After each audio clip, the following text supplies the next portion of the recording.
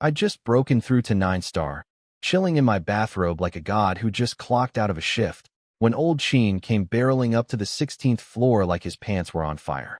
See, my breakthrough released this absolutely ridiculous pressure wave, the kind that makes the air itself want to kneel. And old Sheen, being the veteran 9-star grandmaster that he is, felt every bit of it from downstairs. His ancient heart nearly yeeted itself out of his chest. The elevator doors opened, and I could practically hear him winding up to scream my name. But then, and I watched this happen through the door, the old man stopped himself, straightened his robes, took a dignified breath. Gotta maintain that elder statesman energy in front of the youth, right? He was about to call me to open the door, but I beat him to it. Swung that thing open before he even touched his phone. Stood there in my loose bathrobe, looking all mysterious and deep. "Oh, you're here already? Come in." The look on his face? Priceless. His eyes went wide like saucers. His protective chi literally activated on its own, his body's automatic defense going. Danger, danger, just from standing near me. I'm 20 years old, and this legendary Grandmaster's body is treating me like a natural disaster. You're really 9-star? I gave him a casual nod. Just broke through. Sorry if the shockwave was a bit much. Didn't scare you, did I? Scare me? You nearly gave me a heart attack. His beard was literally trembling. The man was vibrating. It's been half a day. Day. You went from 8-star to 9-star in half a day? You think this is drinking water? He grabbed my wrist to check my energy, and the moment his fingers touched my pulse point, boom. My chi slapped back into him so hard his fingers went numb. Blazing hot, dense as a dragon, absolutely overflowing with vitality. Not just 9-star. 9-star with foundations so solid they'd make a mountain jealous. Old Sheen collapsed onto my couch, staring at the ceiling like a man who just watched physics break. Monster. You're an absolute monster. Did you eat some kind of immortality pill? I poured him a glass of water and put on my most sincere face. No pills, Grandmaster Sheen. Just hard work, diligence, sweat. Every drop of my success was earned through sheer effort. He squinted at me. Those 3 words, hard work, diligence, sweat, did not match my vibe, and he knew it. I let out a heavy sigh, wearing my best, I sacrificed so much, expression. You see, I've been pouring my heart and soul into helping the women around me break through their bottlenecks. Coaching them, guiding them, absolutely exhausting myself in the process. And today, while I was coaching, Shinru Shuang, one thing led to another. Quantity became quality, and we both broke through together. Old Sheen's face went through about 17 emotions in 2 seconds. Then it clicked. Wait, Shinru Shuang hit 7-star too. Yep, I spread my hands. So like I said, hard work, dedication, and every single drop of my sweat. Was I wrong? He opened his mouth to yell at me, then closed it. Opened it again, closed it. Because what could he even say? My completely unhinged cultivation method just produced another 7-star grandmaster. Su Chingo went from 1-star nobody to awakening spiritual power. Shinru Shuang just hit 7-star. And I catapulted to 9-star. All through the power of dedicated personal coaching. Fine. You win. He gave me a reluctant thumbs up, his voice dripping with a cocktail of admiration, confusion, and existential crisis. I don't understand your Tao, and I sure as hell can't copy it. But 9-star is 9-star. That's incredible. Then, and I could literally see the gears turning behind those old eyes. Old Sheen started scheming. He was sitting on my couch, looking at me, then looking at the hallway where 3 women already lived, then looking back at me. I know exactly what he was thinking. The Provincial Martial Arts Association has stockpiled plenty of elite 6-star peak female warriors over the years. Dozens of them, stuck at their bottleneck for 10, 20 years, watching their chi slowly decline, knowing they'll probably die without ever touching 7-star. And now old Sheen was sitting there wondering, what if I just sent a few of them over? He was literally calculating logistics. These women maintain themselves so well they look 30 even at 50-something. And in his mind, they'd probably prefer a young, vitality-overflowing genius like me over whatever dignity they're currently clinging to. I could see him mentally drafting a roster. Then he glanced at the hallway again. 3 women already in residence, and I watched a flicker of doubt cross his face. Can this kid even handle more? Old man, Please stop planning my schedule. I just broke through to 9-star. Let me enjoy my bathrobe for 5 minutes. Old Sheen stroked his chin and basically decided to shelve his operation. Send Chin Yi more women. Plan until after the Imperial Inspector lady leaves. Smart move, honestly. Even I have scheduling limits. Probably. But here's the thing. He wasn't even worried about Inspector Sun Wan Yu anymore. His logic was beautiful in its simplicity. 9-star Grandmaster plus SSS rank spiritual power equals. Literally nobody on the entire planet gets to have an opinion about this kid's lifestyle choices. If she tried to give me grief over my personal life, Old Sheen said he'd throw hands himself. And now that I'm also 9-star, nobody's handling me. You don't handle a walking natural disaster. You politely ask it to sit down and offer it tea.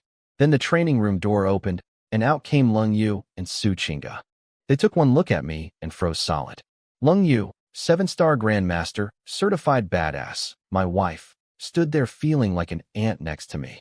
My 9-star aura was just casually leaking everywhere, because honestly I hadn't figured out how to turn it off yet. Her eyes went wide and her voice cracked. Chin Yi, you broke through again? Chinga was just standing there with her hand over her mouth, like she'd witnessed a magic trick. I gave them my best, grin. Then the bedroom door opened and Shun Rushuang walked out in a fitted black combat suit, radiating that fresh 7-star Grandmaster energy. Even trying to hold it back, she was glowing with power like a light bulb that just got upgraded. Lung Yu's eye twitched. She sensed it immediately. Her rival had caught up. Same rank now. 7-star to 7-star. I could practically hear the internal monologue. So what if she's 7-star too? I got there first. Meanwhile, Chinga was looking at both of them with pure, desperate envy. 2 Grandmasters, and she's still stuck at the bottom. I could see the gears spinning. I've been slacking. Unacceptable. Must train harder.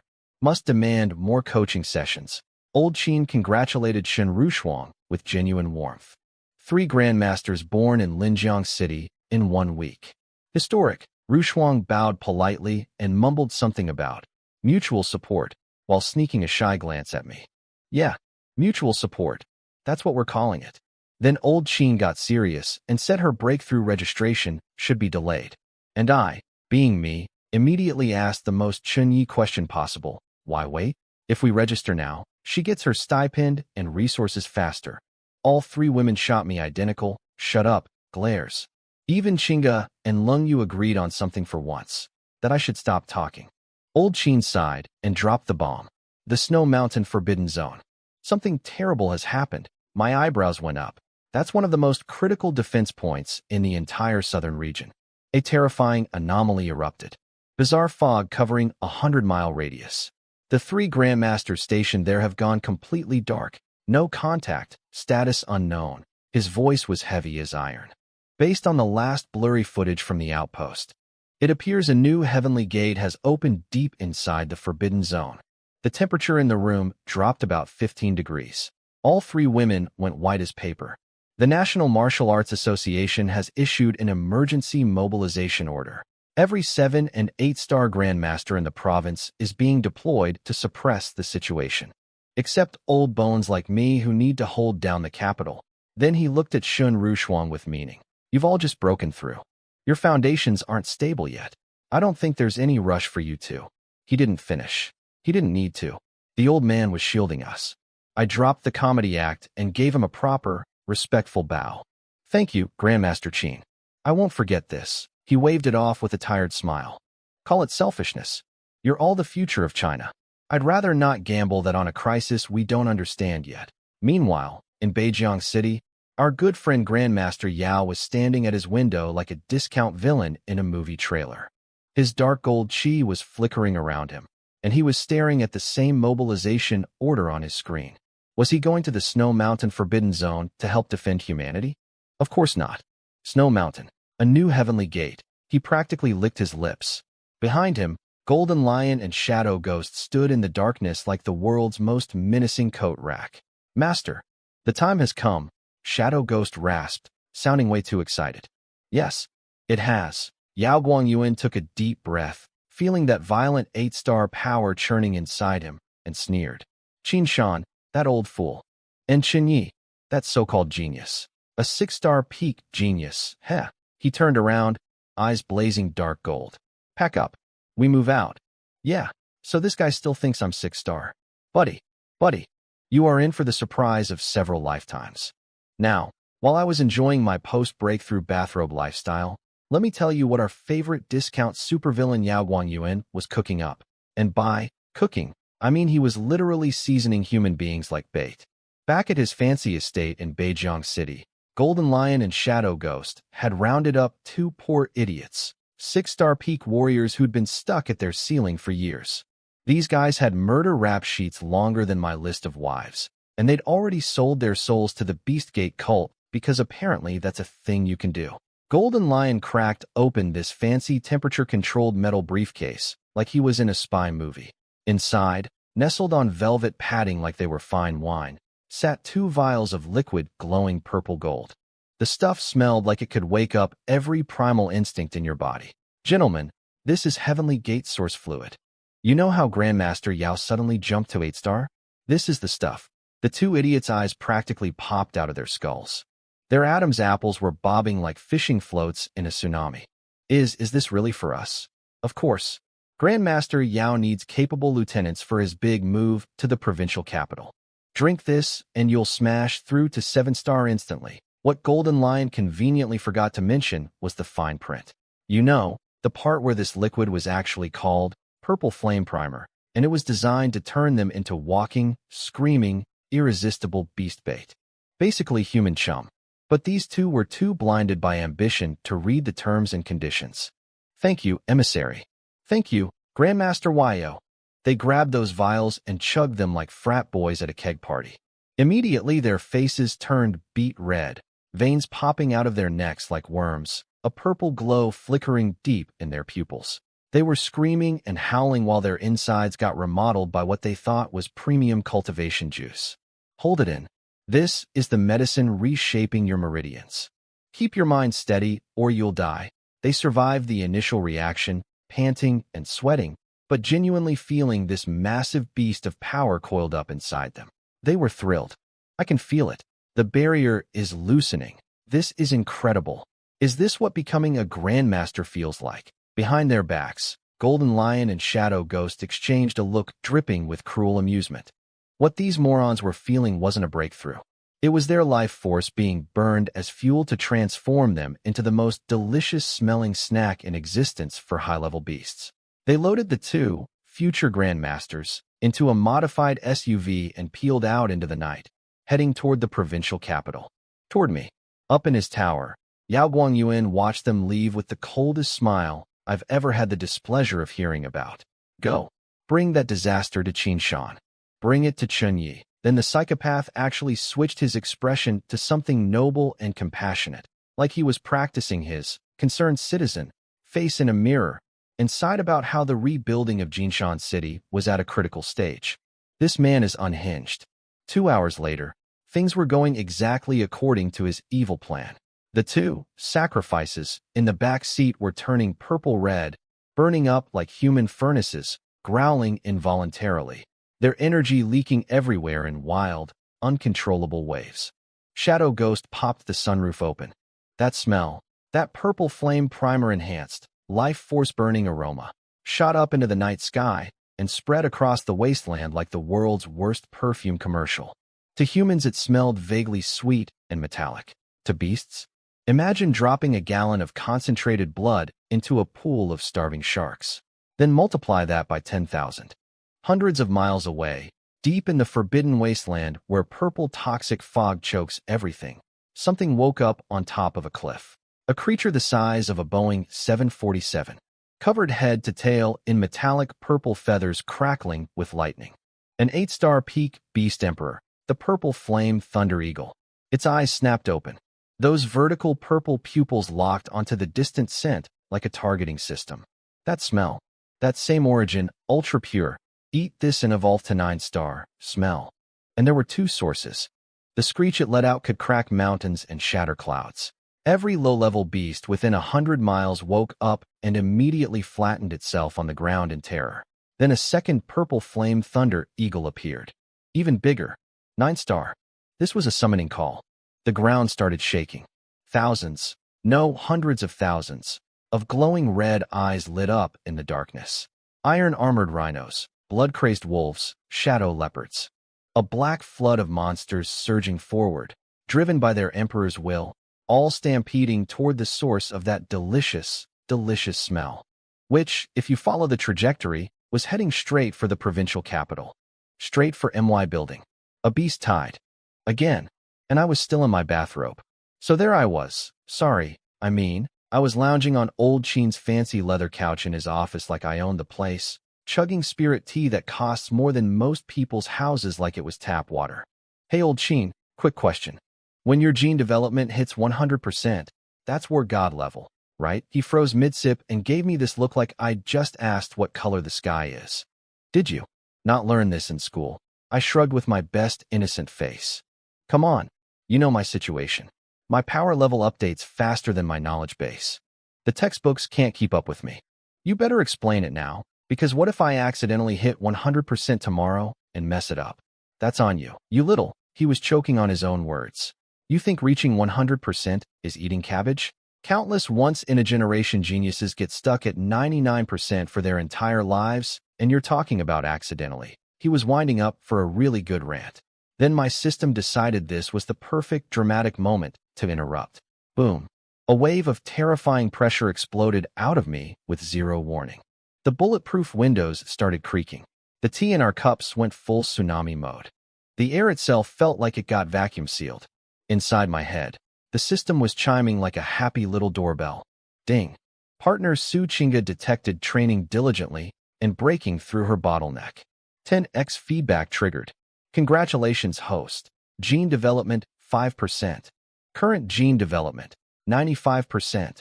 My blood was thundering through my body like ancient war drums being played by angry dinosaurs. Old Sheen's teacup lid slipped from his fingers and shattered on the floor. He didn't even notice. The man was completely frozen, eyes bulging, mouth hanging open, brain buffering. He could feel it. My life force just jumped again. Right in front of him. While drinking tea. 95%. 9-star peak. He shot to his feet, so fast his chair almost flipped.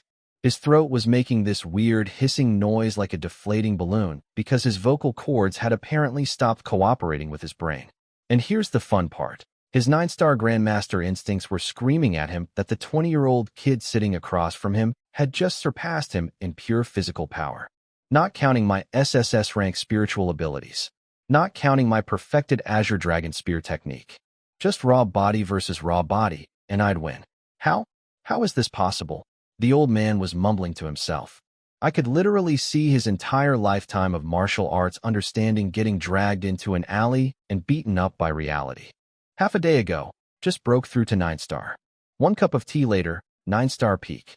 I casually waved my hand and squashed the rampaging spiritual energy back down like swatting a fly, then flashed him my best grin. See, old Sheen? Told you I wasn't lying. Just had a little epiphany while we were chatting. Whoops. Anyway, quick, tell me what happens after 100%. I need to plan ahead here. His eye was twitching so hard I thought it might detach. He sat back down like a man who'd just run a marathon in his soul, let out the longest, most exhausted sigh I've ever heard, and smiled bitterly. I surrender. I completely surrender. The new generation has truly arrived. These old bones should just retire. Then he got serious. Like, actually serious for once. Fine. Since you're already at this level, I'll tell you what comes next. 100% gene development is the war god threshold. But it's just the entry ticket. To truly become a war god, you need something called Source Essence Transformation. 9-star Masters. Cultivate Chi. War gods refine source. When your genes hit 100%, your blood, bones, and meridians reach an incredibly unstable critical point. If you can channel stellar energy or higher-grade resources to completely purify your mortal body and condense a war god source core, that is what makes you a true immortal war god. His eyes were practically glowing with longing and hope. A war god can take a shot straight through the skull and regenerate instantly, as long as the source core survives. That's a life form that has truly transcended mortality. I was sitting up straight for once, actually paying attention. This was the good stuff. Then, because the universe has a personal grudge against old Sheen's blood pressure, his terminal started buzzing like an angry hornet. He looked down. Inspector, Sun Wanyu, deep breath. Compose yourself. Your worldview just got shattered 14 times today, but you're still the provincial chairman. Act like it. He answered. A holographic projection bloomed in the office, and there she was. Stunning. Absolutely stunning. She looked maybe early 30s, porcelain skin, elegant as an ice lotus blooming on a glacier. But those frost-cold eyes carried the weight of decades of authority and power compressed into a gaze that could freeze lava. Sun Wanyu, National Martial Arts Association Inspector, 9-star Grandmaster. And, plot twist, an SSS-rank Spiritual Master, same tier as yours truly. Well. This just got interesting. Qin Shan, Sun Wanyu's voice came through the hologram like a winter breeze that hates you personally. I'll be at the rooftop helipad in 10 minutes. Don't waste my time. Bring the kid called Chun-Yi directly to me. Pause. The Snow Mountain situation is getting worse. I'll inspect your so-called genius and leave immediately for the front lines. I won't be staying long. Click. Gone. Hologram dissolved. The office still felt 3 degrees colder. Old Sheen turned to me with a face that said, "Please behave yourself for once in your life." You heard her. Inspector Sun's reputation for being direct is legendary in the community. He pointed at the ceiling. Let's go. I stood up, dusted off my clothes, and tucked all that raging 9-star peak energy back inside my body like stuffing a hurricane into a suitcase. From the outside, I looked like a regular chill young guy with deep eyes and a calm vibe. Just a hint of purple shimmer in my gaze if you looked really closely. A 9-star spiritual master? Huh. I wasn't nervous. Not even a little bit. In fact, something inside me was getting excited. Let's go, old Sheen. I've been dying to see what China's top female grandmaster is all about. 5 minutes later, we were standing on the rooftop helipad, wind howling my hands behind my back, staring at the sky like I was posing for an album cover. Then, boom, a streak of silver-white light ripped through the clouds at basically teleportation speed. The Aurora, an Inspector-class combat jet, hovered 100 meters above us. The hatch slid open, and she just stepped out. No parachute, no jetpack, no nothing. Just casually hopped out of a jet 100 meters up and floated down like a leaf in autumn. White-fitted combat suit, pale blue cape billowing behind her, landing on the metal platform without raising a single speck of dust. Like a crane descending from heaven. If that crane could also kill you with her brain. Her ice blade eyes locked onto me instantly. And then, I saw it. That flawless, untouchable face cracked. Just for a second. Surprise. Confusion. Because the moment her SSS-rank spiritual probe touched me, it bounced off. Got deflected gently. Bounced. Like throwing a tennis ball at a black hole and having it spit it back in your face. She actually stopped walking. Her eyes lit up with starlight, literal spiritual energy blazing in her pupils.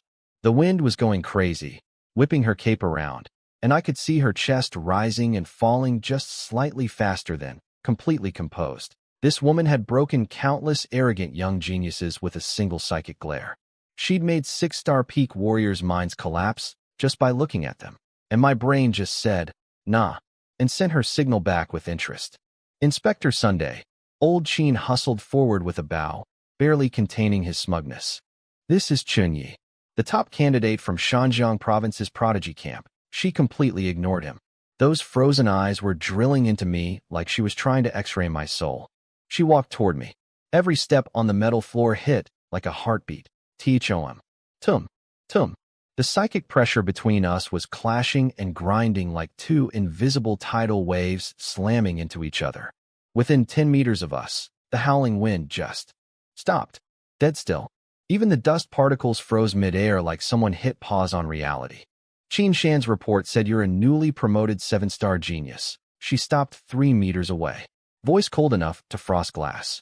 She frowned, which on that gorgeous face looked like an ice sculpture expressing mild displeasure. But someone who can deflect my spirit probe and maintain a stable psychic field in my presence. Chun-Yi.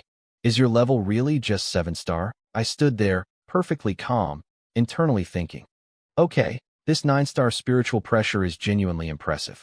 Way beyond Rushuang and the others. This Mercury-like penetrating force is actually pretty cool.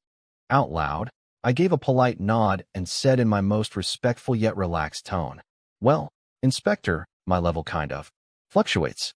A few days ago, I was indeed 7-star. But I've had some new insights lately, and my realm went up just a teensy tiny bit. A teensy tiny bit. Her elegant eyebrows shot up. A spiritual pressure wave like a tsunami slammed down across the entire helipad. The gravity on the platform felt like it multiplied several times over. The Aurora jet behind her groaned with the sound of metal being squeezed. You dare play coy with me? Oh, she was mad. Full-on furious. In her mind, she's the apex predator, a 9-star spiritual grandmaster sent by the National Association. Whatever kind of genius this kid is, he should at minimum be trembling with respect in her divine presence. Instead, I was standing here casually sparring with her psychically like we were playing ping pong. Insolent. Purple lightning exploded in the depths of those beautiful phoenix eyes. Look, lady, I get it. You're used to being the scariest person in every room. But you showed up thinking you were meeting a 7-star baby genius, and instead you found, well, me. This is going to be a really fun conversation.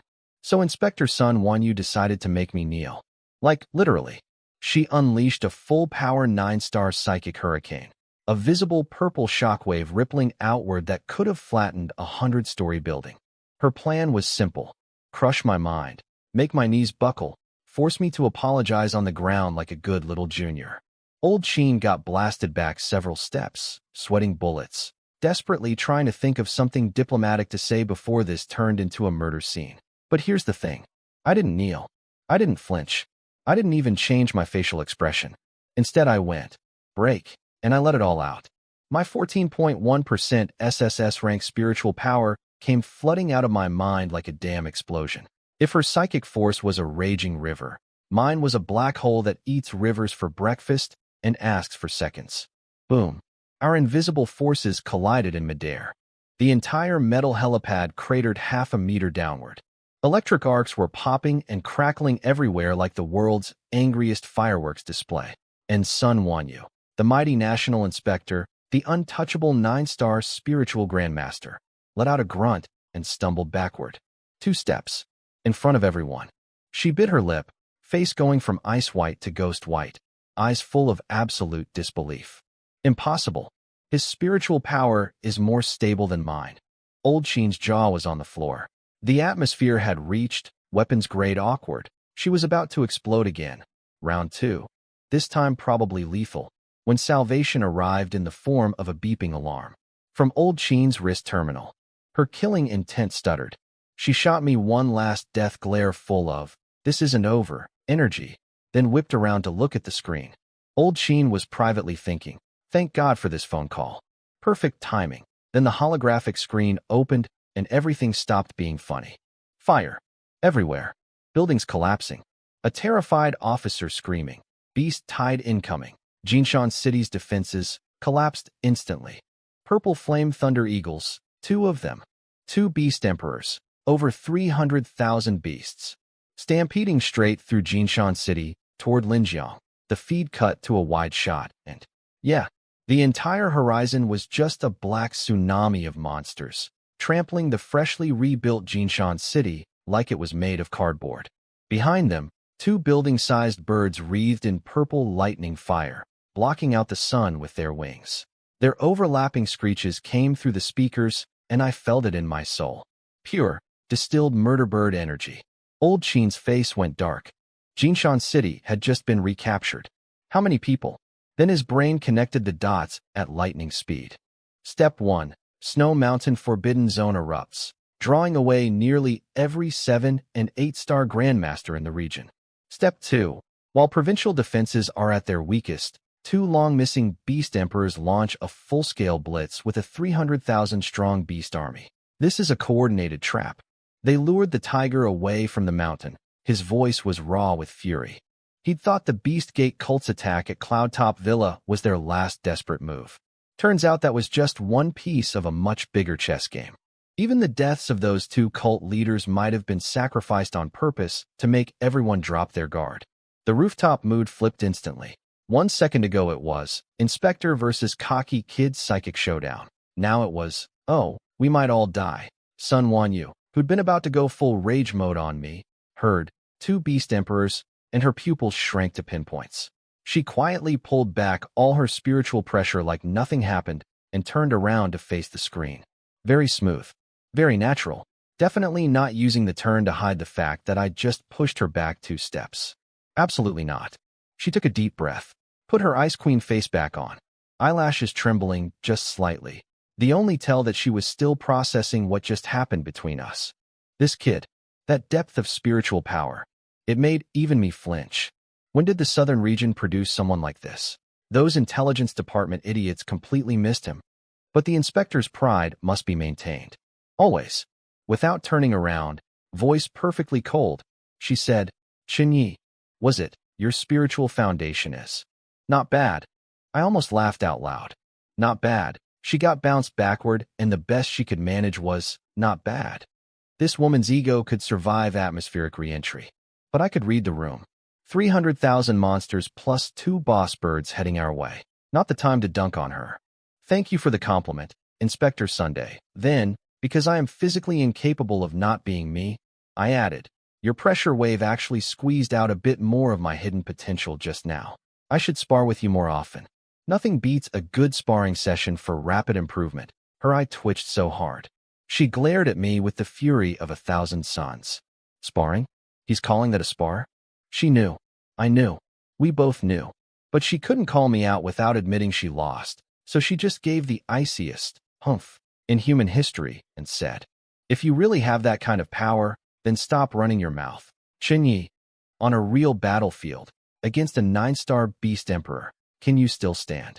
As steady as you did just now? Do you dare come with me to face those 2 oversized chickens? Sun Wan, you hit me with the classic, you coming or not? Challenge, expecting me to puff up my chest and charge off to fight giant lightning birds like every other hot-blooded young idiot she's ever tested. Instead, I said, wait, the disgust on her face. You'd think I just told her I collect toenails as a hobby. In her mind, she was already filing me under, coward, in big red letters. What? Scared, lady. Lady, I am not scared. I am busy. Before we go kill those oversized chickens, I said, my voice dropping to absolute zero. We need to take out the rats hiding in this building first. Rats? Both she and Old Sheen looked at me like I'd lost my mind. This is the Provincial Martial Arts Association headquarters. The most heavily guarded building in the entire province. Old Sheen lives here. Sun Wanyu had already swept the whole building with her 9-star spiritual scan when she landed. Nothing. They found nothing. But I found something. Follow me. I dropped all pretense. My SSS rank spiritual power went from casually leaking to full nuclear reactor online, combined with my fresh 9-star peak chi feeding energy into my senses like jet fuel into a bonfire. My perception underwent a complete transformation. The entire 100-story building became transparent in my mind. Every person, every heartbeat, every tiny flicker of energy. I could sense cockroaches in the plumbing. I could count the dust particles in the elevator shafts. And those faint beast-type energy signatures that had been whispering at the edge of my awareness? Now they were screaming like 5 spotlights in a pitch-black room. 5 sources, all in the same place. First floor lobby. Found you. I smashed through a ventilation shaft grate and dove straight down the building's central shaft like a reverse meteor, falling 100 stories in seconds flat. Behind me, Sun Wanyu finally detected what I'd sensed. Her eyes went wide. For the second time today, the great inspector was shocked by something I did. But what really messed with her head wasn't the enemies. It was that I'd found them way before she did. She's a legendary 9-star spiritual master. Top tier nationally. And a 20-year-old kid just made her detection abilities look like dial-up internet compared to fiber optic. I could practically feel her brain short-circuiting behind me as she bit down on her teeth and rocketed after me in a streak of light. And poor old Sheen, bringing up the rear, couldn't sense anything. He was just watching 2 people suddenly launch themselves down a building shaft and thinking, they both detected something? Through dozens of floors? And I can't feel a single thing. Rough day for the old man's self-esteem. But he grabbed his spear and jumped anyway. Respect. Now let me tell you what was happening downstairs. The lobby was chaos. Red warning lights flashing, alarms blaring, warriors rushing out to respond to the beast tide. And walking against the crowd, smooth as you please, was Yao Guangyuan with his entourage. Golden Lion and Shadow Ghost flanking him. And behind them, The two poor, sacrifice, idiots, bodies burning up from the inside, practically vibrating with unstable energy, thinking they were about to get officially registered as grandmasters. Master Yao, are we going to the certification office? I feel like I'm about to explode with power. Yeah, should we hit the testing area first? These guys were so happy. So genuinely, puppy dog excited. Standing in the martial arts holy land, thinking their dreams were about to come true, completely unaware that they were walking bombs designed to attract a beast apocalypse directly into this building. Yao Guangyuan didn't even look back, just smiled that serial killer smile and whispered. Soon, he was eyeing the electronic directory in the lobby, calculating maximum destruction. Then my killing intent hit him like a freight train from directly above. Who? He looked up. All he saw was a black shadow diving at him like a hawk snatching a rabbit, moving so fast the air itself was screaming. His mutated dark gold pupils shrank to needle points as an alloy spear filled his entire field of vision, getting bigger by the millisecond. Dodge. Can't. He's locked onto me. This man was an 8-star grandmaster. And in that moment, facing my attack, he felt nothing but complete, absolute despair. There was no escape route, no counter, no hope. He tried anyway, let out a beast-like roar and attempted to force dodge. Too slow. Boom. One sound. One single, earth-shattering impact that drowned out every alarm in the building. Time stopped. Every warrior in the lobby froze mid-step and turned to look. There, on the reinforced alloy wall, the one displaying the association's honors and achievements, was Yao Guangyuan, pinned like a butterfly in a collection. My black alloy spear had punched clean through his chest and nailed him to the wall with enough force to crater the metal behind him. The great schemer, the secret cult leader, the man who thought he was playing 4D chess with beast-bait sacrifices and coordinated invasions. Pinned to a wall by a 20-year-old in a bathrobe who sensed him through 100 floors. Get wrecked. Yao Guangyuan coughed up blood, and not even normal blood. Dark gold blood. Because of course this guy's blood isn't a normal color anymore. Nothing about him is normal. He's basically a monster wearing a human costume, and my spear just ripped the costume off. ARGH, his robes exploded. Underneath was this nightmare body, bulging veins, muscles twisted like tree roots, dark gold scales spreading across his skin, and 2 actual fangs growing out of his mouth. Full beast mode transformation, right there in the lobby, in front of everyone. Real subtle, buddy. Chun.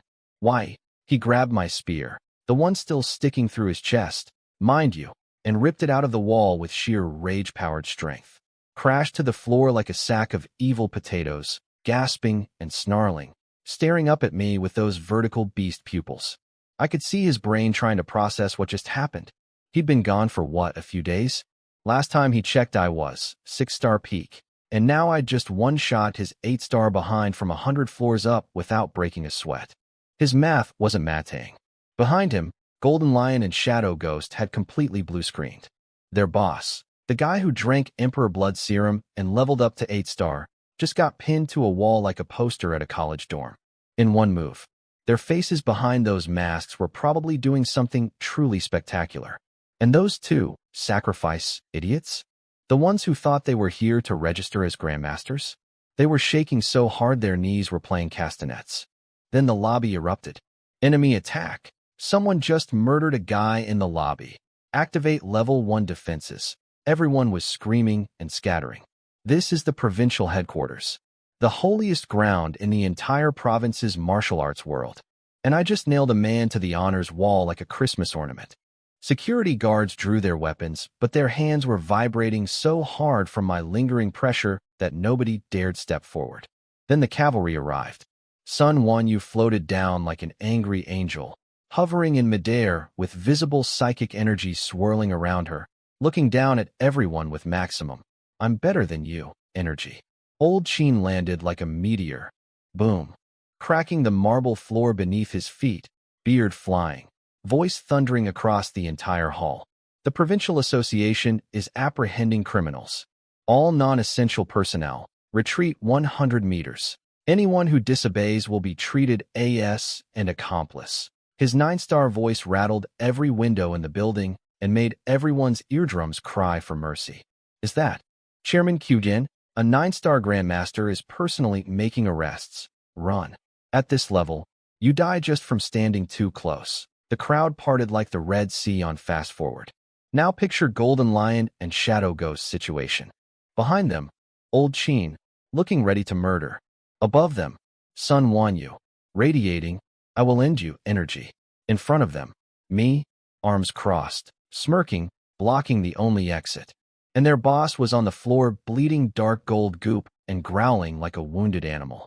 According to their brilliant plan, based on intel that said I was a slightly strong 6-star peak, the worst-case scenario was Qin Shan showing up and Yao Guanyuan would handle him while Golden Lion and Shadow Ghost easily captured or killed little old me. Instead, little old me turned their 8-star boss into wall art with a single attack. I wasn't 6-star. I was a primordial murder beast wearing a 20-year-old skin. Shadow Ghost, desperate, spun around to the 2 sacrifice guys and screamed, "What are you standing there for? Attack him. It's your only chance to survive." The 2 idiots looked at Shadow Ghost. Then they looked at me, the guy who just pinned an 8-star Grandmaster to a wall like a butterfly in a display case. Then they looked at each other. Attack that?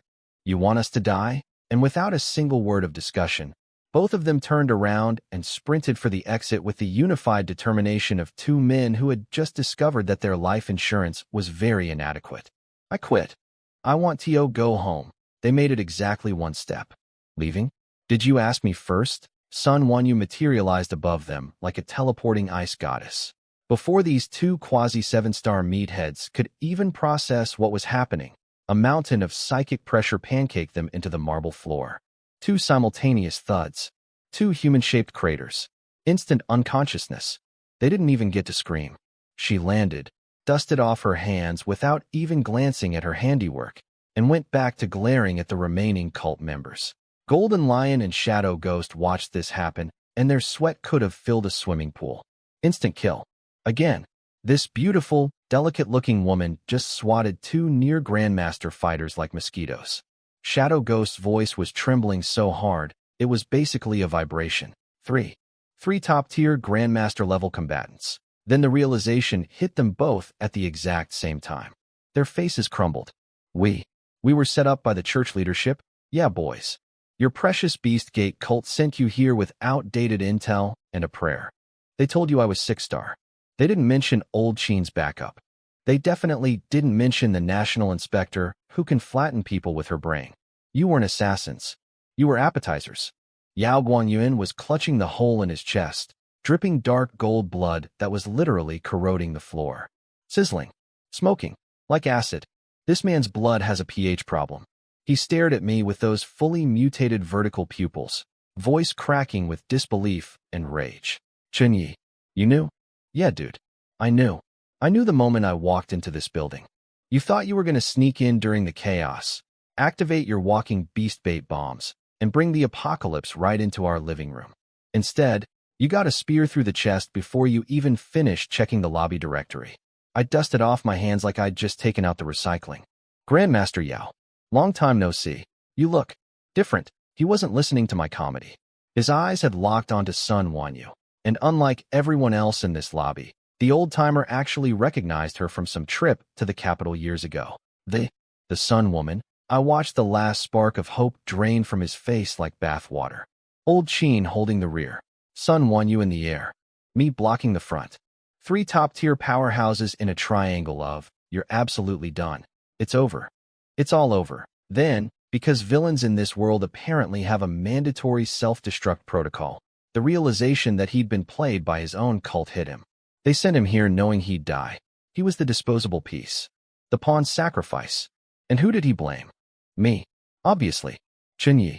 If I'm dying, you're coming with me. He burned his Emperor Blood essence, the very source of his 8-star power, in one suicidal explosion of energy. His aura skyrocketed past his previous peak. The floor beneath him disintegrated. He launched himself at me like a dark gold guided missile, claws out, fangs bared, completely ignoring Old Qin and Sun Wanyu behind him because he'd chosen to spend his final moments trying to drag me to hell with him. It was fast. Like, genuinely fast. He left a trail of blood-red shockwaves across the entire lobby. Watch out, Old Qin shouted. I didn't move, didn't blink, didn't even shift my weight. I just watched that screaming demon face get bigger and bigger in my vision, and I quietly shook my head. Too bad. You don't even have the right to touch my sleeve anymore. I raised my right hand, opened my fingers, reached forward. Snap. The dark gold blur froze midair like someone hit pause on reality. Nobody saw what happened. Not a single person in that lobby caught my movement. Even the air didn't have time to react.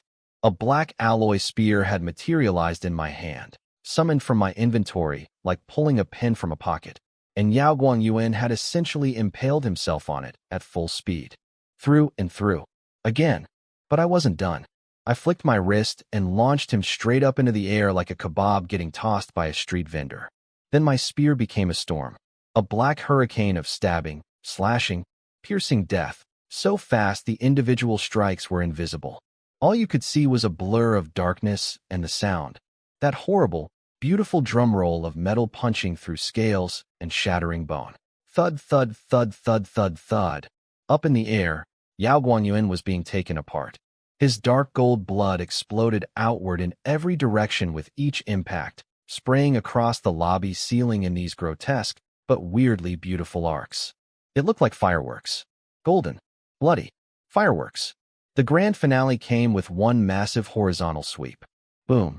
What was left of Yao Guangyuan, and I'm using the word what generously because it no longer resembled a person, slammed into the marble floor with a wet, final splat.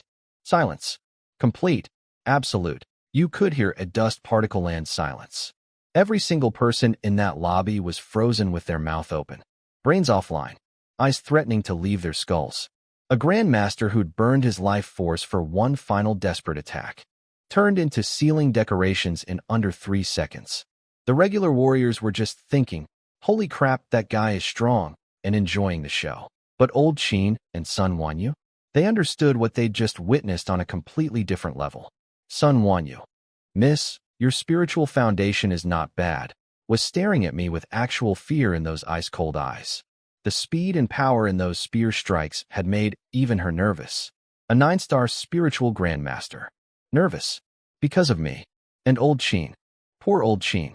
He was gripping his own spear with trembling hands, staring at my back, having a full existential crisis. He'd fought Yao Guangyuan his entire career. He knew better than anyone how dangerous a cornered, self-destructing 8-star grandmaster could be. Even at his peak, taking down Yao would have been a real fight. I didn't even move my feet.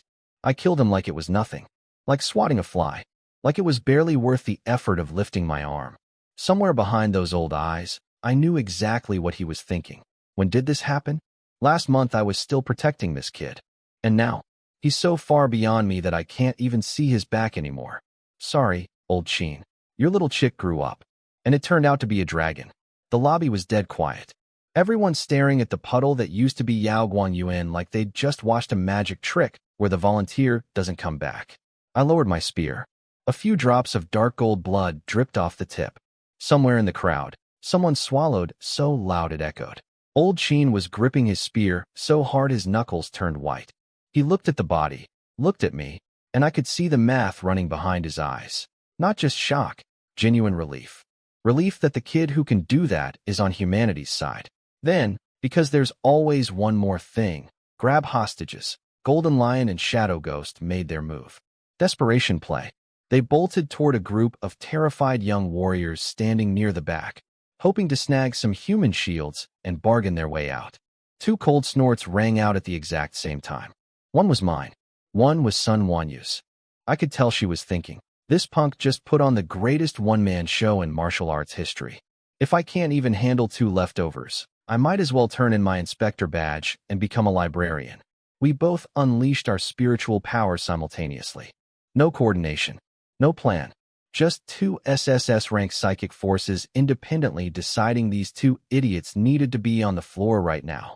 It was like dropping 2 invisible mountains on their heads mid-leap. Golden Lion and Shadow Ghost went from flying attack to human meteorites in about half a second. They cratered into the marble floor so hard the stone exploded outward. 2 perfect human-shaped holes. They coughed up blood and actually tried to get up. Sun Wanyu's eye twitched. Still moving, she flickered. literally just vanished and reappeared at the edge of their craters and started stomping.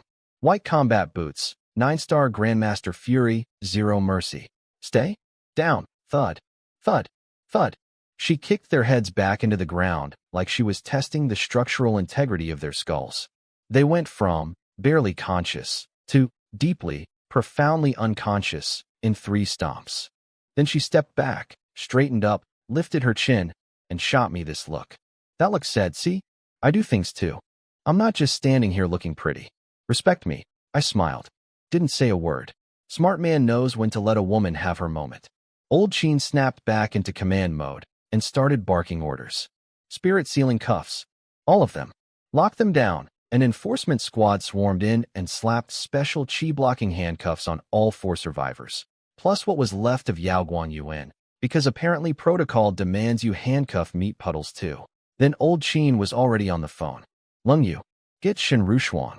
First floor lobby now." His voice was pure battlefield commander.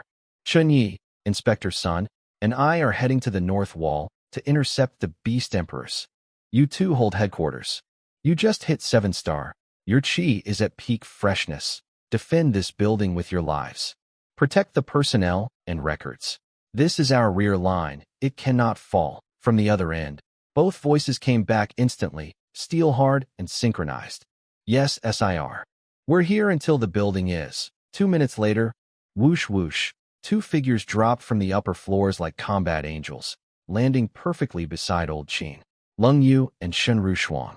Both in skin-tight black tactical suits that looked like they were painted on, hair pulled into sharp high ponytails, radiating that fresh 7-star Grandmaster energy mixed with "don't mess with me" attitude. Their eyes swept the lobby, took in the destruction, the craters, the blood puddle formerly known as Yaoguan Yuan. Both of them flinched internally. They knew I was strong, but seeing a veteran Grandmaster reduced to abstract art on the marble floor was a different kind of knowing. Then their gazes landed on me. Then, in perfect unison, their gazes slid to the woman standing behind me. Sun Wanyu. Gorgeous, regal, radiating that deep, bottomless spiritual power that made even 7-star Grandmasters feel small. Standing right behind me, like it was natural, I watched identical micro-expressions flash across both their faces. Amazement, wariness, and a tiny, barely there hint of jealousy. Who is this woman? Why is she standing so close to our husband? And why does she feel like she could squash us both without trying? But to their credit, they swallowed it. Beast tide incoming. Priorities. Old Sheen, we're here. Good girls. Save the interrogation about the mysterious, beautiful woman for after we survive the apocalypse. Lung Yu and Shen Rushuang snapped to attention and accepted their orders like proper soldiers. Old Sheen looked at them with genuine pride. His 2 newest 7-star pillars, stepping up right when the world needed them. Then the old man flipped the switch from shocked grandpa to iron-blooded war commander in 0 seconds flat. Seal the lobby. 7-star Grandmasters Lung Yu and Shen Rushuang hold this position. Enforcement squad, with me to the north wall. The beast tide is about to breach the city. Anyone who retreats 1 step gets executed on the spot. His voice hit the crowd like a war drum. Every panicking warrior in that building suddenly remembered they had a spine. People split off, some evacuating civilians, others grabbing weapons and sprinting toward armored transports. Sun Wanyu landed beside me. White clothes still spotless because apparently dirt is afraid of her too. But her eyes when she looked at me? Different now. I could see the question running through her head. That spear strike. If it was aimed at me, could I have blocked it? The answer was no, and she knew it. Old Sheen turned to her with an actual bow, not the polite kind, the "I'm begging you" kind. "Inspector, the Beast Emperors. Please, stop talking. Move." Boom, boom, boom. 3 explosions of power ripped through the lobby simultaneously. Tables and chairs went flying. The specially reinforced glass ceiling shattered as 3 streaks of light. Me, Old Sheen, and Sun Wanyu blasted through it and rocketed into the sky with sonic booms trailing behind us. Down below, Lung Yu and Shen Rushuang stood there staring at the hole in the ceiling, still processing everything. That gorgeous woman was Inspector Sun Wanyu, Rushuang whispered.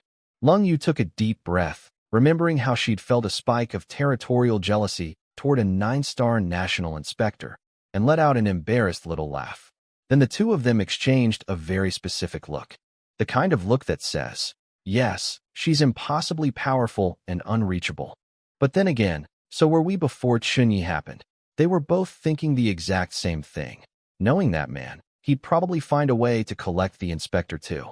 I choose not to comment on my wife's internal gossip. Up in the sky, wind screaming past us, the city shrinking below like a model set. Sun Wanyu turned to old Qin mid-flight with a frown. Those two women, Lung Yu and Shun Rushuang. My files say they're 6-star peak. You just called them 7-star grandmasters. Oh. And if Linjiang City has 2 7-star grandmasters available, why weren't they deployed to the Snow Mountain crisis?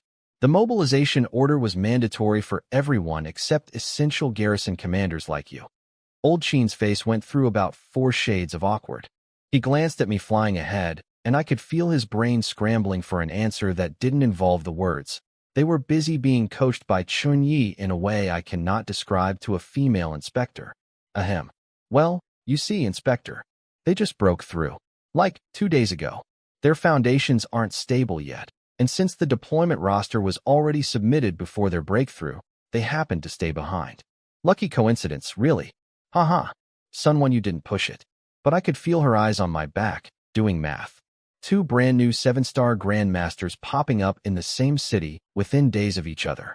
Plus me, a walking anomaly she still couldn't fully gauge. Is there something in the water in Linjiang City? Lady, you have no idea. Faster, I shouted back, because we had bigger problems. 10 kilometers ahead, the 100-meter-tall North City Wall, humanity's last line of defense, looked absolutely pathetic under the shadows of 2 massive beast emperors. Their silhouettes blotted out chunks of the sky, wings spread wide, purple lightning crackling across their feathers. 300,000 monsters behind them. 2 Boeing-sized murder birds leading the charge. 1 wall between them and a city full of people. Time to go to work. We hit the north wall like 3 meteors. The soldiers down there were having the worst day of their lives. Purple lightning raining from the sky, 300,000 monsters body slamming the base of a 100-meter wall, and then we showed up. It's Chairman Quzhen and the inspector, cheering. Like we were rock stars at a concert, except the concert venue was on fire and the audience might die. Old Qin took one look at the 9-star male eagle circling inside the thunderclouds, and his face went dark. This thing had a wingspan of over 300 meters. Every feather glowed metallic purple. It was radiating so much pressure that even Old Qin, a 9-star grandmaster, was feeling chest tightness. This thing got stronger since last time. He gripped his spear and turned to Sun Wanyu. I'll attack and pin it down. You use your spiritual power to disrupt its lightning. If it fires another bombardment, the wall is done. Understood. No arguments. No ego. When a city of millions is about to get eaten, even ice queens cooperate. Old Qin rocketed upward like a golden comet, spear blazing with 1,000 afterimages. Sun Wanyu followed, eyes glowing silver, psychic needles forming by the hundreds. 2 of humanity's finest, working in perfect sync. The eagle looked down at them with what I can only describe as condescending amusement. It didn't even dodge, just spread its wings and screamed. The entire thundercloud detonated. Hundreds of massive purple lightning serpents lashed out in every direction. A full 360-degree death zone. Thunder purgatory. Old Qin's spear was spinning like a propeller, trying to shred the lightning, but the energy was conducting through the metal shaft and turning his arms numb. His protective chi was flickering like a candle in a hurricane, but the old warrior held. Pure grit. Decades of experience keeping him alive through sheer stubbornness. Get back. He landed a thrust right on the eagle's claw and actually stopped its momentum for a heartbeat. Meanwhile, Sun Wanyu's psychic needles were drilling into the bird's mind like mercury through cracks, making it screech in pain every time it tried to charge up a city-killer lightning ball. Great teamwork. Heroic effort. Problem was, they were burning through their reserves at max speed while the bird was basically just flexing. Same-rank beasts have a massive physical advantage over humans. Old Qin's chi was declining with age. Sun Wanyu was sweating, face pale, clearly straining to maintain that level of psychic interference. They were holding, barely, But the clock was ticking. Now let me tell you about MY fight, because the vibes over here were completely different. Clang. My black gold spear drew a perfect dark crescent through the air and met the female eagle's claw head-on. The same claw that could crush a tank like a soda can. Sparks erupted, like two meteors colliding. Equal. Raw strength. Dead even. Nice grip you got there, birdie. I wobbled slightly from the impact, steadied myself, and grinned. My blood was singing. The female eagle did not appreciate my attitude. She went berserk, wings flapping out a hurricane of purple wind blades while her entire bowling-sized body transformed into a purple lightning bolt charging straight at me. Did I retreat? I charged into it. Let's go. 9-star peak chi burning like a furnace. SSS rank spiritual power coating my spear. I became a dark purple streak and plunged straight into the storm of razor wind. Thud, thud, thud, thud. The sky filled with the sounds of fists hitting flesh and spear punching through scales. At first I was feeling her out, matching her rhythm, trading blows, getting a read on her patterns. That lasted about 60 seconds. Then the warm-up ended. My attacks got faster, heavier, more precise. This 8-star peak beast emperor that had been snarling in my face started getting pushed back. She went from attacking to defending to, oh no, in about 30 seconds. Open up, one devastating reverse thrust, fast as lightning, heavy as a mountain, punched clean through her iron-hard feathers and buried itself in her wing joint. I ripped the spear out. A fountain of dark gold blood laced with purple electricity sprayed across the sky, like the world's most metal fireworks show. She screamed, tried to fly away. Running? Get back here. I grabbed her tail feathers with a psychic hand. Literally an invisible giant fist made of pure spiritual energy, and yanked her entire multi-hundred-ton body back toward me like reeling in the ugliest fish ever caught. Then I wound up and delivered a full-power horizontal sweep. Boom. Several hundred tons of Beast Emperor went pinwheeling through the sky like a feathery cannonball, shedding purple plumage everywhere. She tumbled end over end, shrieking. I basically just hit a creature the size of an airplane with a baseball bat, and that's when things got really interesting. The male eagle, the 9-star one, the one that was casually dominating Old Sheen and Sun Wanyu combined, heard his girlfriend crying, saw her blood spraying across the clouds. His dark gold eyes turned blood red. Boom. He didn't care about the two humans anymore. Shattered Sun Wanyu's psychic cage in one pulse. Ignored Old Sheen's spear like it was a toothpick. Spread those 300-meter wings and launched himself at me with every ounce of 9-star fury a lovesick murder bird could produce. I just beat up his wife. And now Papa Eagle wants a word. It's going to save the female. Sun Wanyu's face went white. She'd taken a psychic backlash so hard she was coughing blood, but her eyes were blazing with something I'd never seen from her before. Hope. Aimed at me. She'd figured it out. I could solo the female eagle. If I finished it off, the whole battle flips. I was the key. The entire city's survival hinged on me getting uninterrupted murder time with Mama Bird. Chin Shan. Stop it. Don't let it reach Chun Wai. She screamed, slammed her hands together, and her forehead literally split open with a thin line of blood. She'd activated some kind of forbidden technique, burning her core spiritual essence to fuel it. 9-fold spirit chains. Hold. Still. 9 massive silver chains materialized out of thin air and wrapped around the male eagle's body like the world's most aggressive gift wrapping. The bird screeched, thrashing wildly. 3 chains snapped in 1 second. Sun Wanyu puked blood and nearly fell out of the sky. But she held on, teeth clenched so hard I thought they'd crack, face twisted into something between agony and pure spite. Chin Shan. Now, I know. These old bones are all in today. Old Sheen went nuclear. His declining, aging chi ignited like a supernova, blood-burning technique, the kind of move that trades your lifespan for power. He turned into a golden comet and dove straight into the lightning storm.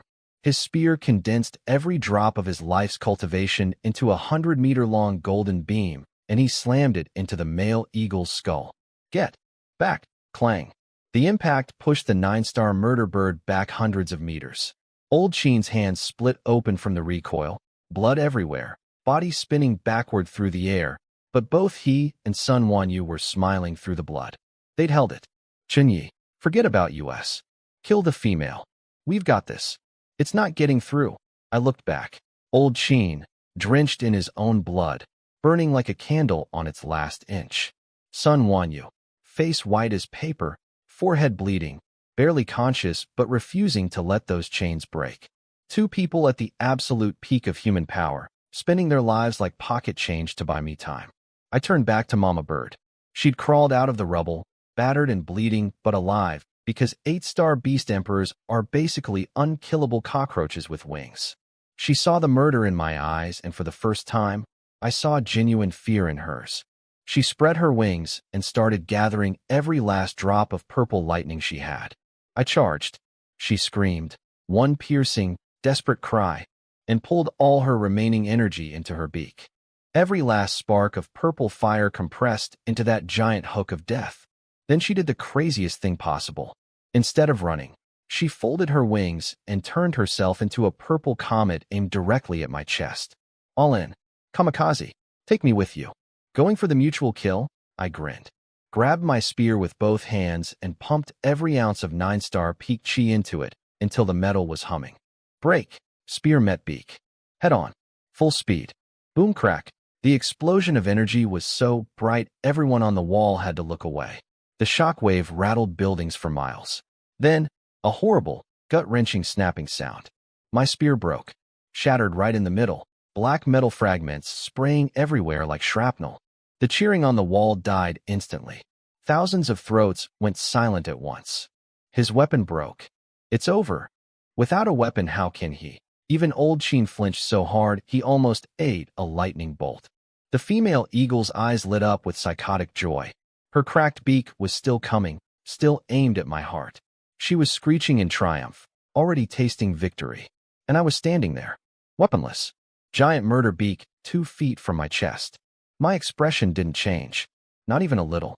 Because, and this is the part where being me is just so convenient, I casually flipped my right hand, and a brand new alloy spear appeared out of nowhere. Thank you, inventory system.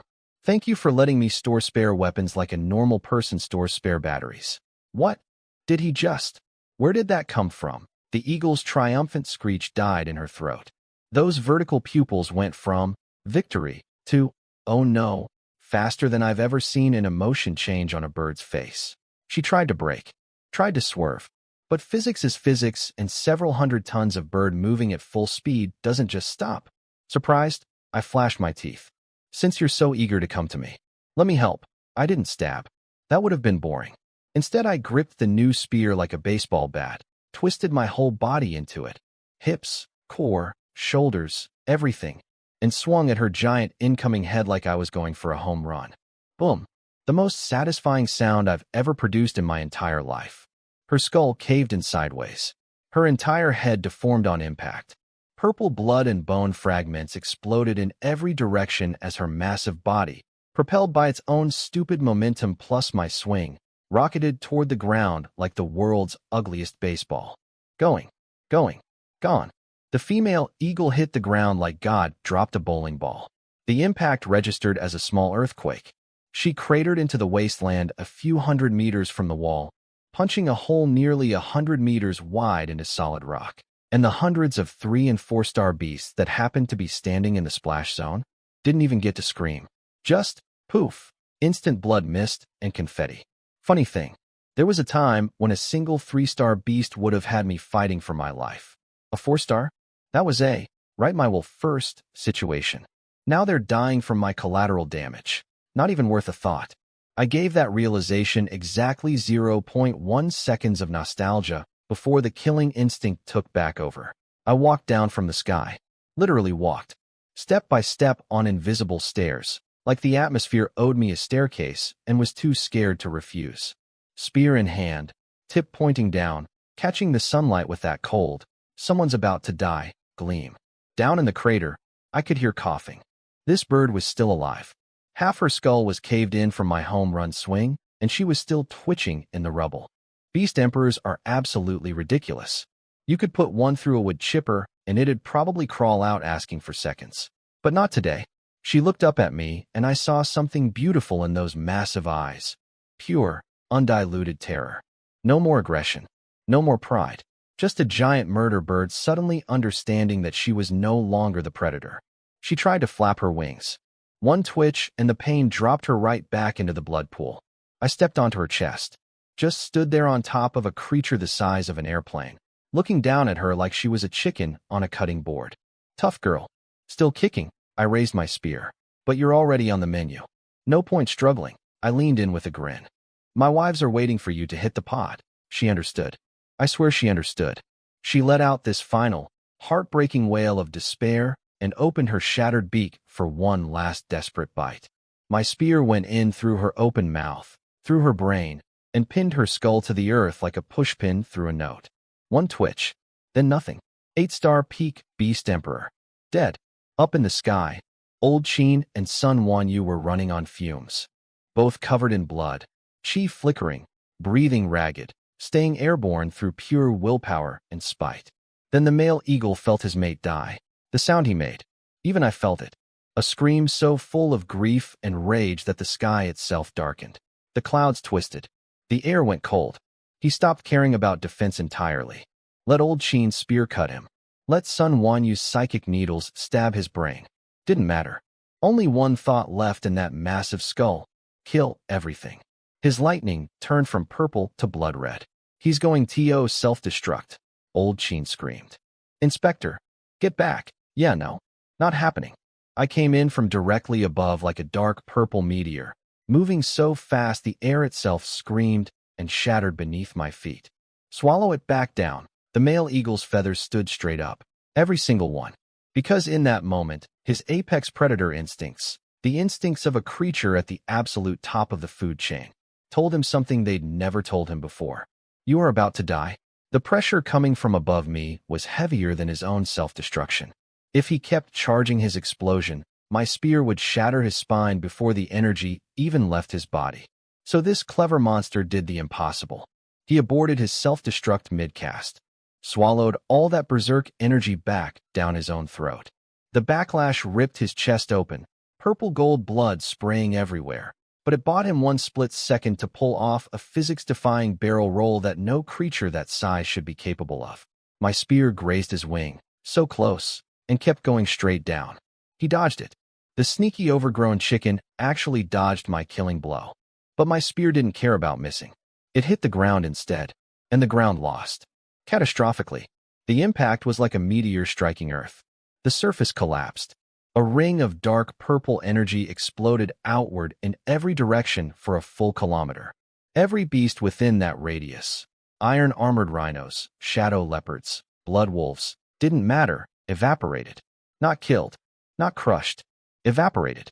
Turned into paste so fine you couldn't tell what species they used to be. Thousands upon thousands of monsters, gone in a single shockwave from a missed attack. I pulled my spear out of the crater, looked up at the wounded male eagle circling overhead, and cracked my neck. Round 2, big boy. My missed attack created a vacuum zone in the beast tide. Thousands of monsters, just gone. And the remaining 300,000? They all stopped. Every single one. These mindless killing machines that had been charging forward like furry bulldozers suddenly developed the survival instinct of a rabbit at a wolf convention. Their legs were shaking. They wouldn't move. 300,000 beasts, frozen solid, because they just watched what happened to the one standing where my spear landed. And that was the miss. I floated up out of the crater, which was basically a swimming pool filled with meat smoothie, dusted off my shoulder, and looked up at the male eagle. He'd survived. Barely. Aborting his self-destruct had ripped his chest open, and he was bleeding everywhere, panting like he'd just run a marathon through hell. But those blood-red eyes were locked on me, and behind the rage I could see something new. Respect. The terrified kind. He knew. If that spear had connected, he'd be a dead bird. Old Qin and Sun Wanyu were catching their breath in the distance, exchanging. Did that just happen? Looks. If I hadn't forced that thing to cancel its explosion, they'd both be in pieces right now. Old Qin, Inspector Sunday. I spun my spear in a lazy circle and pointed it at the sky. Leave the husband to me. I stomped the air hard enough to create a sonic boom. Hey, big guy. Your wife's already been added to the grocery list. Why don't you be a good boy and become a matching set? The male eagle didn't run. Even now, bleeding and broken, he had his pride. He was the king of the wasteland. Plus, I'd murdered his wife. That's not a grudge you walk away from. But he was done being stupid about it. Instead of another wide-area lightning barrage, he compressed all his remaining electrical power into his wings and claws. His massive body started vibrating at some bizarre frequency, crackling with concentrated purple electricity. Then he vanished. Not, flew really fast. Vanished. Like someone deleted a Boeing 747 from existence. The only evidence he'd been there were zigzagging trails of purple lightning hanging in the air, a giant net of afterimages closing in around me from every direction. Lightning shadow escape. Sun 1, you shouted from the distance. He's burning his blood essence for speed. Even I can barely track him. Everyone on the wall was losing their minds. From their perspective, I was just standing there with my eyes closed while an invisible 9-star death bird was about to shred me from a blind spot. I looked like an idiot waiting to die, but in my spiritual perception, crystal clear, black and white world, perfect silence, and one blazing red-purple energy, signature, moving at impossible speed, coming in from my rear left. The dead angle. My eyes snapped open. Purple light detonated in my pupils. Open up! I whipped around and swung my spear in the most beautiful arc I've ever drawn. Perfected Azure Dragon spear technique. Not brute force this time. Silk and water. Redirect, deflect, flow. Clang. His tank-crushing thunder claw met my spear, and the energy just slid off, like hitting a spinning cushion. The devastating momentum got redirected, absorbed, neutralized. But a 9-star beast emperor burning his own blood for one all-or-nothing strike is a lot of energy. Even after deflecting most of it, the leftover force was still too much for the weapon. Crack, boom. Spear number 2, deceased. Black metal shrapnel flying everywhere. Again. His weapon broke again. The wall collectively had a heart attack. At this range, no weapon, face-to-face with a 9-star beast emperor, that's a death sentence. The eagle's eyes lit up like Christmas morning. He thought he'd won the gamble. This human's weapons keep shattering. A tiger without fangs is just a big cat. His massive beak opened wide, aimed straight at my exposed throat, and I was just standing there in a cloud of metal fragments, not panicking even slightly, with a tiny smirk on my face. My right hand reached casually into empty air. Whoosh! A third brand-new black-gold spear materialized in my grip. Gleaming. Perfect. Cold as death. No warning. No delay. Like a magic trick performed by someone who's bored of impressing people. Thank you, storage space. Best feature I ever invested in. I packed those spare spears like a responsible adult packs extra underwear for a trip. And the look on that bird's face, beak wide open, 1 inch from my neck, suddenly staring at a fresh spear tip pointed right back at him, was worth everything. Surprise, feather brain. I've got a third one. The bird's tiny brain could not compute. Spear broke. Spear back. How? Why? That half second of, does not understand, was all I needed. This time, try dodging this. I flicked my wrist and the Azure Dragon spear technique activated. Not the flashy power version, but the nasty one. The sneaky, venomous snake from a hole one. The spear found the most evil angle possible and shot forward. Right into his left eyeball. Through the eye. Through the brain. Out the other side. The scream he started didn't even finish. Just, SCRE, and then silence. His massive body locked up, twitched violently, and all that terrifying lightning energy flickered out like someone unplugged a Christmas tree. Then gravity took over.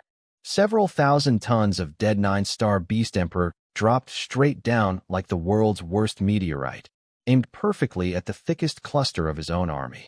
The beast below looked up, saw a shadow, had about half a second to think. Boom. The ground screamed. The impact crushed over 1,000 beasts into paste beneath their own king's corpse. Didn't even get to yelp. Just flat. But I wasn't done. Because why waste a perfectly good dramatic moment? I flipped upside down in midair and dove after the body like a black lightning bolt. Kill. I drove my spear straight through the eagle's chest while it was still settling into the ground, and pumped every ounce of 9-star peak power into the strike. The body split in half down the middle with a sound like God ripping a bedsheet. The leftover lightning in the corpse mixed with my energy and exploded outward in a ring of blood-red destruction. sweeping across the ground in every direction. Every beast within a kilometer just popped, like balloons at a kid's party, except the balloons were full of blood and organs. One spear thrust, another 1,000-meter kill zone. I pulled my weapon out, stood on top of the split-open carcass, and looked out over the battlefield through a curtain of falling blood rain. Peak aesthetic. Up in the sky, Old Sheen and Sun Wanyu had completely stopped functioning. This kid, Old Sheen, was breathing hard. He did that on purpose. Sun Wanyu's body was actually trembling. Not fear. Something else entirely. Her eyes were practically glowing. Yes, he faked the weapon breaking. Wait, what? I don't know what trick he used to make weapons appear from nowhere, but he deliberately let the eagle think it had won. Made it drop its guard. And the instant it committed to the killing blow, he'd already calculated the exact angle and trajectory of his counterattack. She took a shaky breath. This level of battlefield control, this kind of predatory instinct. She paused for dramatic effect, because apparently even ice queens appreciate good timing. He's a born war god. A monster built for killing. Okay, so here's the thing. She was giving me way too much credit. I didn't fake anything. My spears genuinely broke because they were made of regular alloy, and I was fighting a 9-star beast emperor. I just happened to pack extras. That's not genius battlefield strategy. That's called being prepared. But if the smartest woman on the battlefield wants to believe I'm a 500 IQ tactical mastermind who orchestrated the whole thing, who am I to correct her? She turned to Old Sheen, voice dead serious. This word God camp slot. It belongs to him. No question. Then, quietly, to herself, I might be witnessing the rise of humanity's next leader. Old Sheen looked at me dragging two Beast Emperor corpses back toward the wall and smiled the warmest smile I'd ever seen on that weathered face. Yeah, this kid really does give too many surprises. And the beast tide? Done. Finished. Over. 300,000 murder beasts watched their king get split like firewood, watched their queen get skewered through the mouth, watched thousands of their buddies get vaporized by shockwaves from attacks that weren't even aimed at them. Their killing instinct finally lost the argument with their survival instinct. The entire horde let out a collective wail.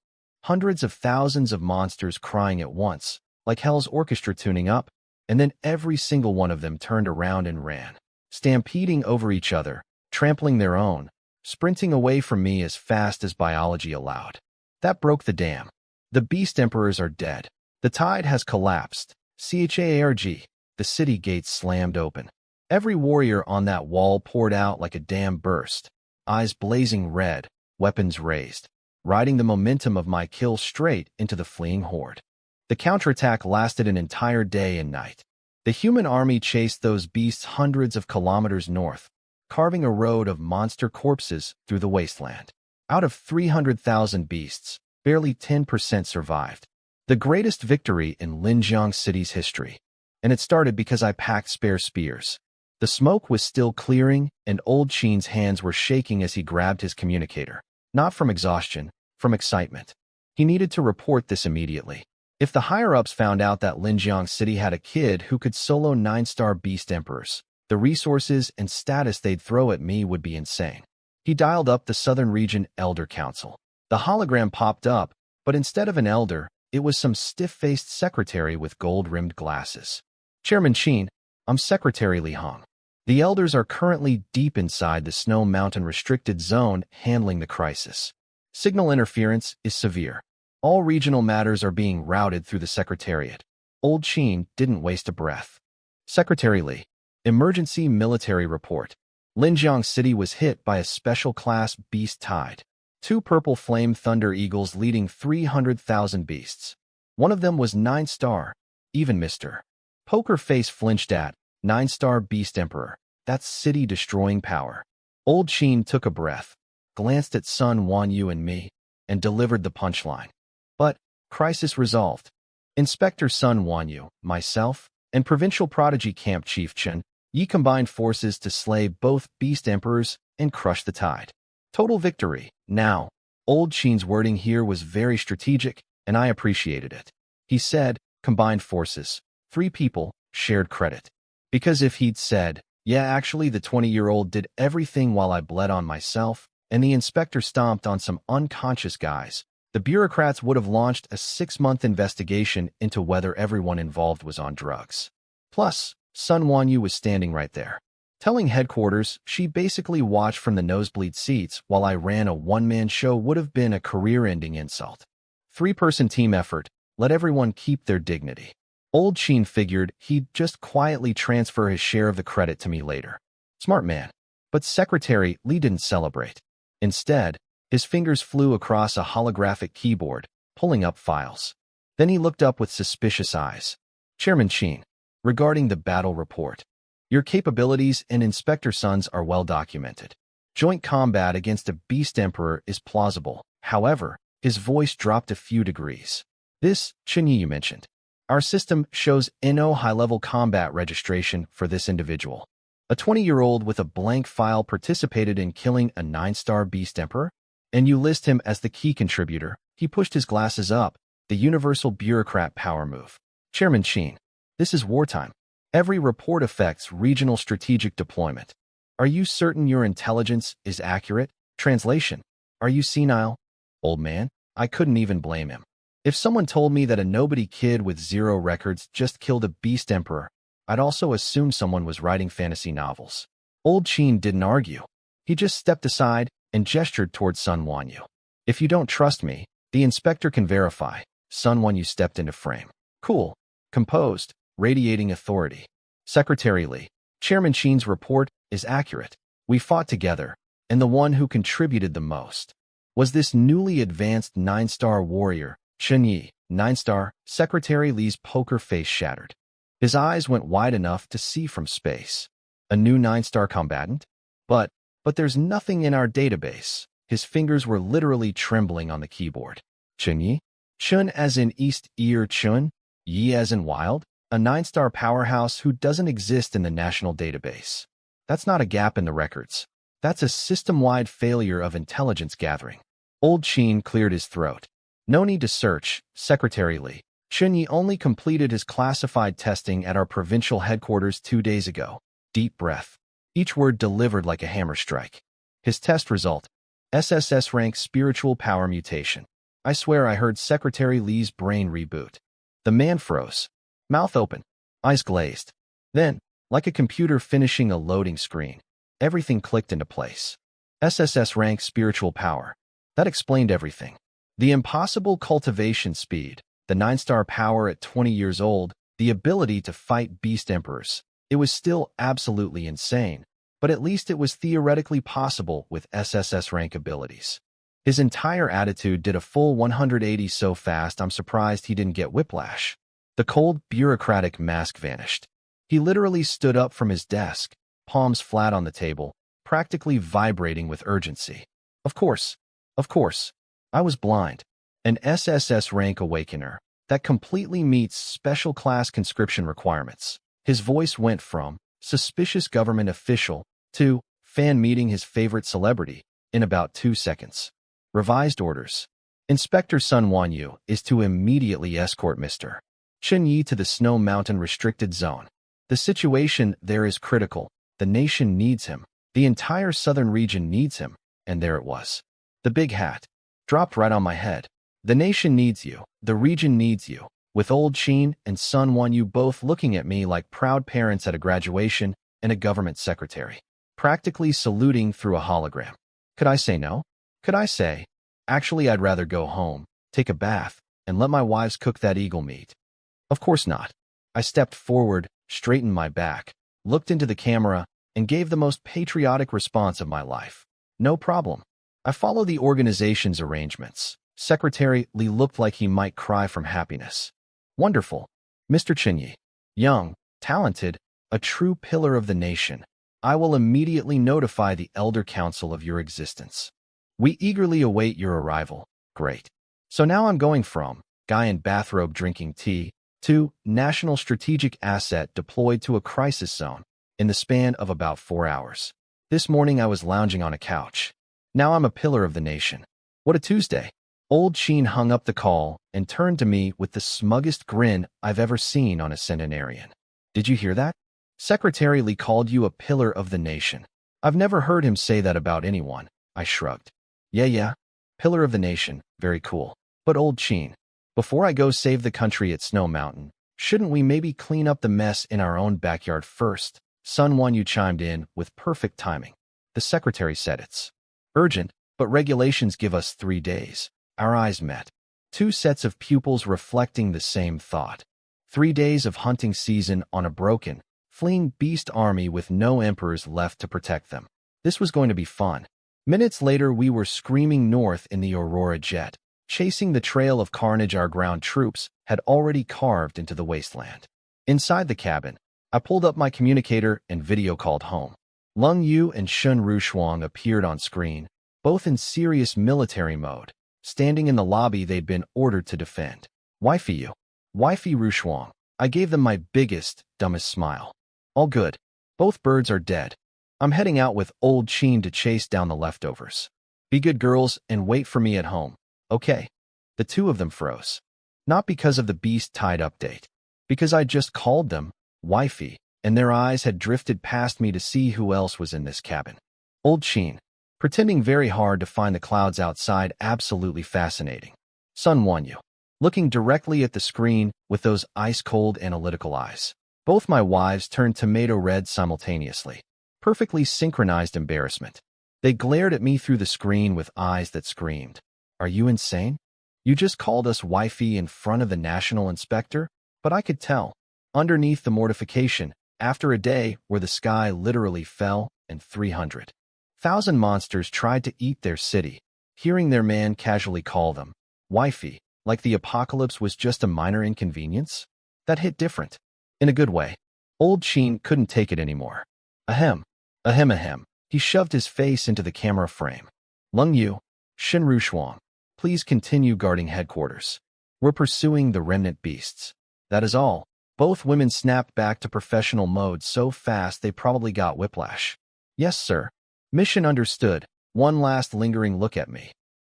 You're dead when you get home. Kind that actually means, please come home safe. And the call ended. Silence in the cabin. Then I felt it. Sun Won Yu's gaze, boring into the side of my head like a psychic drill. She'd seen both women. And being a 9-star spiritual master with access to personnel files, her brain was doing some very interesting math. She knew their ages. Both were 40+, maybe 50-something. Thanks to high-level martial arts cultivation, they looked 25, sure, but on paper, they could be my aunts. I could practically hear her internal narration. SSS rank spiritual talent. Discovered young. 2 women in positions of power, one a provincial inspector, one a vice chairman. They found this diamond in the rough early and did these 2 cougars use their authority to get first dibs on this boy? Is this a powerful older women devour talented young man situation? She was writing an entire drama in her head. I could see it in the way she kept glancing between me and the blank screen where my wives' faces had been, going, "Tsk," under her breath. Lady, it's not what you think. It's worse than what you think. But I'm not about to explain my system to a government official. The jet punched through the clouds, and we caught up to the front lines. Below us, the blood road stretched north for hundreds of kilometers, but progress had stalled. The surviving beasts had hit the mountain pass and turned around for one last desperate stand. The human army was exhausted. Hundreds of kilometers of running and fighting had drained everyone. Soldiers were rotating in and out of the front line in waves, each group fighting until they collapsed, then being replaced by the next. A brutal stalemate at the mouth of the mountains. I'm going in. I hit the cabin door release. Whoosh, hurricane force wind ripped through the cabin. I jumped straight out of a jet moving at Mach whatever, because doors are for people who can't fly. Still falling, I gathered every drop of 9-star peak power in my lungs and unleashed a roar that made the Thunder Eagles sound like baby chicks. Everybody, move. SSS rank spiritual authority laced through every syllable. The command hit every warrior on that battlefield like a physical slap to the brain. Thousands of blood-soaked fighters looked up. Against the blazing noon sun, a black silhouette was plummeting from the heavens like a dark meteor wrapped in purple flames, radiating enough power to make the air itself flinch. Fall back. Fall back. Don't block him. The big guy's here. Run. He's about TOULT. The human side voluntarily retreated. Not out of fear, out of self-preservation. Nobody wanted to be standing in MY blast radius. I adjusted my trajectory mid-fall, locked onto the densest concentration of monsters at the mountain pass, and dove straight into them like a nuclear warhead with a grudge. I hit the ground like a bunker buster bomb. The earth split open. A shockwave ring blasted outward. Over 103 and 4-star beasts in the immediate zone didn't even have time to make a sound before their bodies inflated like balloons and pop. Blood rain, bone confetti, organ salad, the whole buffet. Just spraying everywhere in a 360-degree splash of, you shouldn't have been standing there. When the dust settled, there was a massive crater of pure red horror, and me standing in the middle of it, surrounded by nothing but chunky paste. Not a single living thing within arm's reach. I walked out of the pit casually, scanning the area. This beast army looked scary on paper, hundreds of thousands, but 90% were 1- and 2-star cannon fodder. The actual threats? Rare as honest politicians. On the rim of my crater, one beast stood out. A shadow demon leopard king, 6-star peak, covered in black scales, compact and deadly, crouching and staring at me with supposedly intelligent eyes. It was smart, I'll give it that. Smart enough to watch me walk out of a crater made of its former army and immediately decide on the correct course of action. It ran. No hesitation. No revenge roar. Just zoom. A black blur rocketing toward the mountains at maximum. I want to live, speed. Going somewhere. I hit it with a psychic slap from the sky. Full SSS rank spiritual power, like an invisible giant palm swatting a bug mid-flight. The leopard's legendary speed became absolutely meaningless as its body locked up in midair and got pressed toward the ground like God was closing a book on it. Then I jumped, knees compressed, body coiled, launched upward like a spring, and came down on top of it like a meteor with a personal grudge. Boom. The 6-star peak beast king, famous for its defenses, exploded on contact. Didn't get a single sound out. Just splat. Meat everywhere. Bone dust. A leopard-shaped hole in reality. Behind me, Sun Wanyu was watching all of this. And something was happening to her. Her usually frost-cold eyes were trembling. Her heart, which she could hear with perfect 9-star clarity, was beating faster. Looking at me standing on top of that beast king's remains, drenched in the aesthetics of violence, radiating raw power. This little man has some skill. She bit her lip. Her eyes did this thing. You know the thing. Then she suddenly shot past me like she was trying to prove something. Move. Let's hit their nest. Oh, so now we're racing? Okay then. What followed was the most one-sided safari in human history. Sun Wanyu and I carved our way through the 100,000 mountains like twin chainsaws through a forest of tofu. Everything in our path, poisonous bugs, ambush beasts, desperate remnants, got turned into mulch. We weren't even slowing down. Just two unstoppable killing machines on a nature hike from hell. Higher and higher we climbed. The air got thin, but the spiritual energy got thick, so dense it was practically soup. Finally, we hit the summit and found it. The nest. A massive structure built from unknown giant beast bones and black ironwood. Ancient and primitive, sitting on top of the world like a dragon's throne. And in the very center, 3 eggs. Each one half as tall as me. Purple lightning patterns crawling across their shells. Beast Emperor eggs. My eyes lit up like a kid finding presents under the Christmas tree. These things were priceless. Eat them. Legendary nutrition. Hatch them. Pet 9-star Thunderbirds.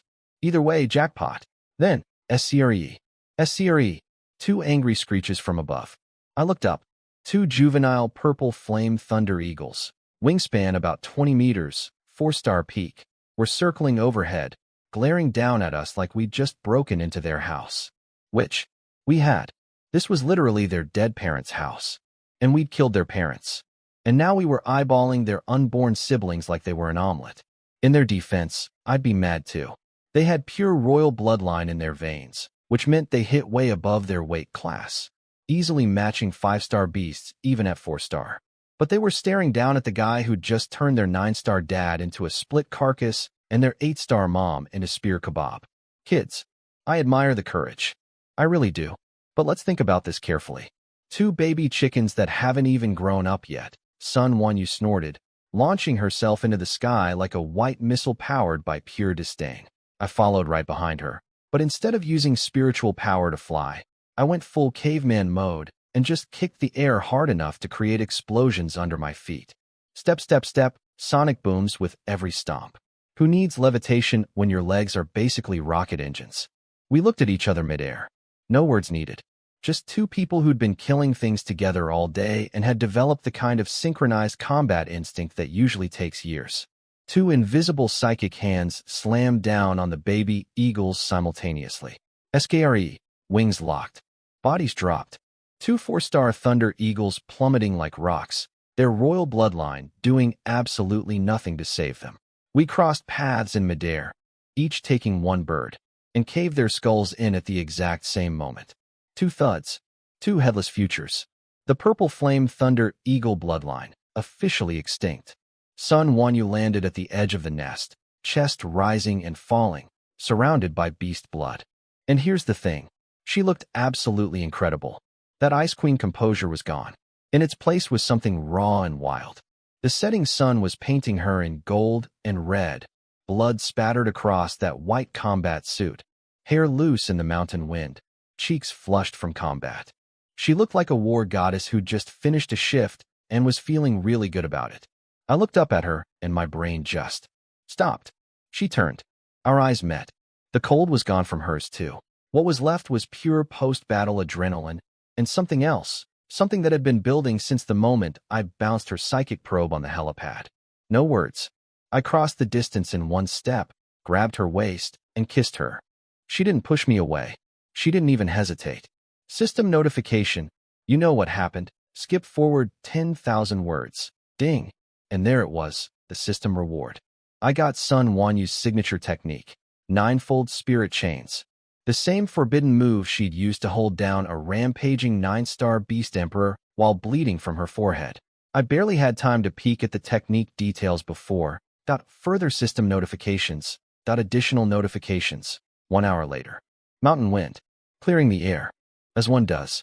Sun Wanyu was sitting on a clean rock, calmly putting her combat suit back on like she was getting ready for a business meeting, and absolutely nothing noteworthy had occurred in the past 60 minutes. Below us, the sound of the advancing warrior army was getting closer. They were climbing toward the summit.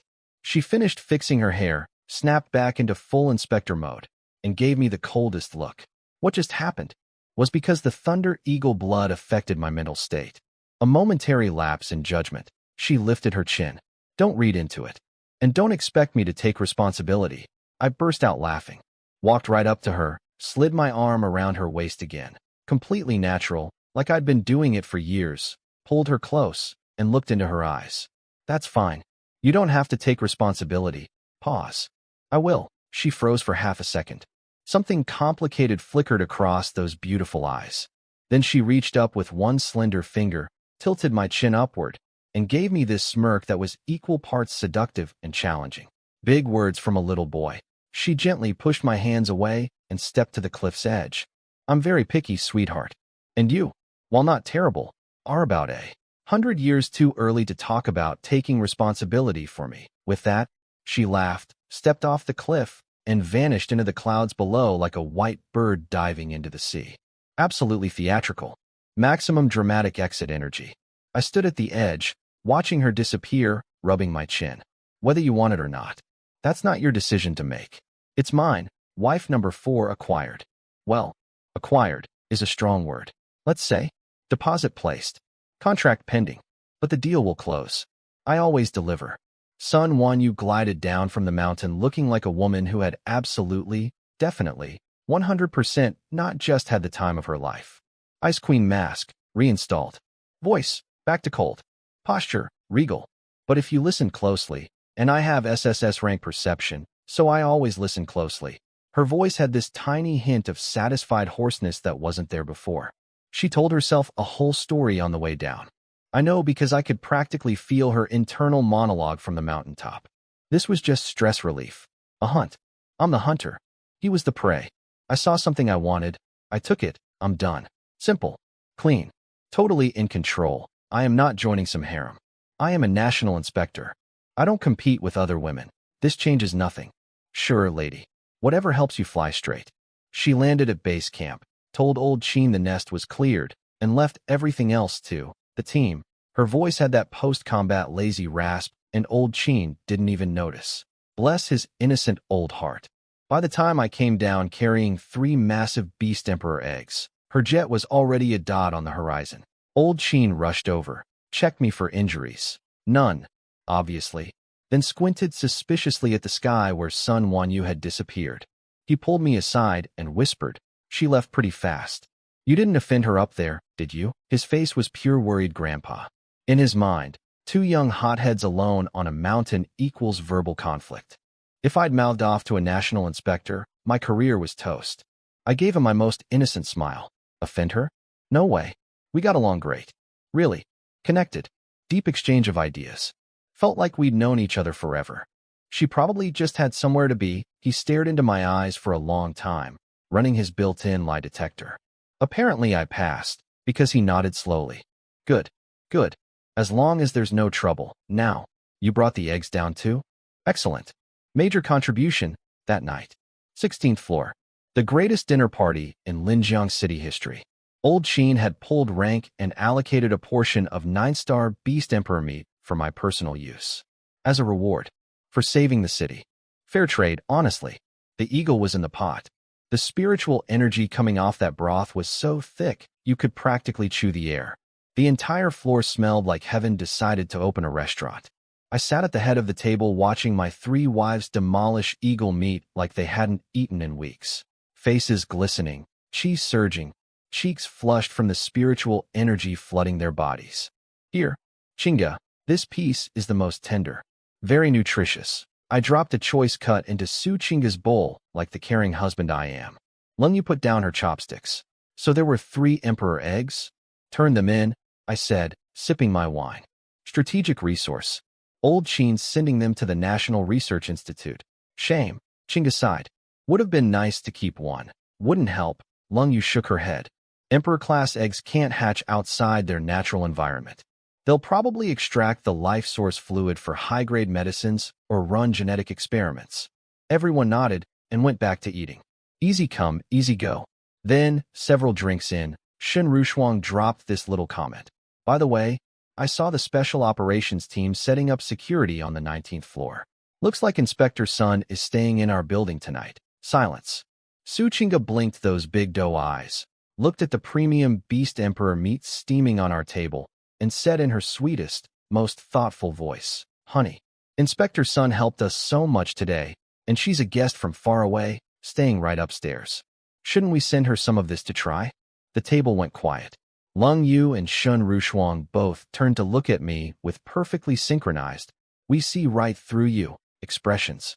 I put down my chopsticks. My smile could have lit up the building. I grabbed Chinga, pulled her close, and planted a big kiss on her cheek. Huh. Chinga gets me. Absolute soulmate. I was just thinking we should share, but I was afraid you girls would overthink it, so I kept my mouth shut. And here my Chinga goes and says exactly what's in my heart. What a woman. Lung Yu rolled her eyes so hard I thought they'd get stuck. She knew exactly what was churning in my scheming little brain. But she grabbed a fancy food box anyway. Fine. Pack it up and go. Then she added with a dismissive huff, "Don't get your hopes up, though. She's from the capital. She's probably had every delicacy on earth. 9-star eagle meat might not even impress her. But Chinga's right. We should show proper courtesy. She is your recommender for War God Camp.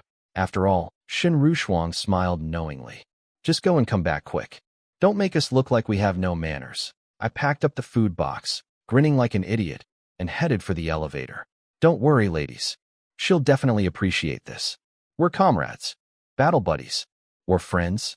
It's just a friendly visit between fellow warriors. The elevator doors closed on 3 faces that said, "We don't believe a single word you just said, but we're letting you go anyway. 19th floor, here I come. Just bringing dinner to a friend. A friend I spent an hour with on a mountaintop. A friend who is definitely not expecting me. A friend who told me I'm 100 years too early. We'll see about that." 19th floor. Security checkpoint. I stepped out of the elevator and immediately got blocked by 2 4-star guards who looked like they'd been hired specifically to not let people through doors. "Apologies, Chief Chun. This floor is Inspector Sun's private rest area. No one enters without her permission." The hallway was absurd. A sound-dampening carpet, guards every few meters, 3 checkpoints before you even see a door. You'd think they were protecting nuclear launch codes, not one woman's beauty sleep. I pulled out my communicator and called her. 2 rings. She picked up. And listen, the image on that screen nearly killed me faster than any beast emperor. Sun Wanyu in a loose silk nightgown, hair wet from a fresh shower, draped over her shoulders, city lights twinkling behind her through the floor-to-ceiling window. What do you want? Ice cold. As if nothing had happened today. As if we hadn't spent an hour on a mountain doing things that would make the Beastgate cult blush. I held up the food box and waved it at the camera with my friendliest grin. Inspector Sun, long night ahead, so I brought you some freshly cooked 9-star eagle meat. Just a little thank you for today's guidance. Leave it with the guards. I'm going to sleep. She reached for the disconnect button. Hold on. I dropped the goofy act. Locked eyes with the camera. Lowered my voice. Sun Wanyu. Teacher Sunday, actually. I have a cultivation question I need your help with. She froze. Then snorted. Ask tomorrow. She knew exactly what I was doing. Time for the big play. I sighed dramatically, putting on my most troubled, studious expression. See, the thing is, after watching you use the 9-fold spirit chain technique yesterday, I went back and tried practicing it myself. I managed to get started, got through the basics, actually, but I can only form 3 chains so far. It feels sluggish. Something's off. I'm worried if I keep practicing wrong, I might hurt myself. So I really need Teacher Sun to open the door and give me some personal instruction. I paused. Let my eyes do the talking. The kind of talking only 2 people who'd been on that mountaintop would understand. On screen, her breathing hitched. Just for a beat. Then her eyes filled with a cocktail of embarrassment and fury. Because here's the thing she was processing. The 9-fold spirit chain is an SSS rank secret technique. When SHE first learned it, as a 7-star SSS rank prodigy being groomed for greatness, it took her a month just to feel the first chain. Half a year to reach 3 chains. And this little punk was claiming he learned it from watching her use it once. And he's already at 3 chains. And he's just a little stuck? Absolute nonsense. He was using the most transparent excuse in the history of excuses, dressed up in dedicated student clothing, delivered with a straight face. Good. Very good. Her anger hit some kind of overflow point and wrapped all the way back around to dangerous amusement. She smiled, the kind of smile that makes smart men reconsider their life choices. Beautiful. Lethal. Since Chief Chun is so dedicated to his studies. Even making late-night house calls, she ran her tongue slowly across her lips, voice dropping to a purr. How could a teacher turn away such an eager student? Come in. I'm very curious to see exactly how far your 3 chains have progressed, what she was actually thinking. Get in here, you little punk. I'm going to lock you down with all 9 chains and psychic whip you until you regret being born with a mouth. The armored door clicked open. The 2 guards outside snapped to attention and looked at me with pure reverence. Chief Chun, please go ahead. And I could practically read their internal monologue. This is the prodigy camp chief? Unbelievable. He just killed 2 beast emperors today, and now he's spending his nights studying forbidden techniques with the inspector. He saw the technique once and already learned it. While we spent our evening drinking beer and talking trash, this guy is hauling midnight snacks to a 9-star master and begging for extra lessons. No wonder he's the strongest. The gap isn't talent. It's work ethic. We don't deserve to breathe the same air as this man. Bless their hearts. These 2 guards just watched a man smooth talk his way into a woman's bedroom at midnight and concluded it was inspirational dedication to martial arts. I nodded politely at them and walked through the door. Clunk. It sealed behind me. Auto-locked. 9-star clearance required to open. Trapped inside with a woman who just promised to chain me up and test my progress. This is going to be a great study session. The room was dark. Just a few mood lamps near the window casting this warm amber glow. Smelled like fancy shower gel and murderous intent. Chinyi. That lazy, dangerous voice came from ahead. I looked up and, okay, I need to be honest here. My brain needed a second to reboot. Sun Wanyu. Barefoot on plush carpet. Silk bathrobe barely tied, hanging off one shoulder, showing enough porcelain skin and collarbone to be classified as a weapon of mass distraction.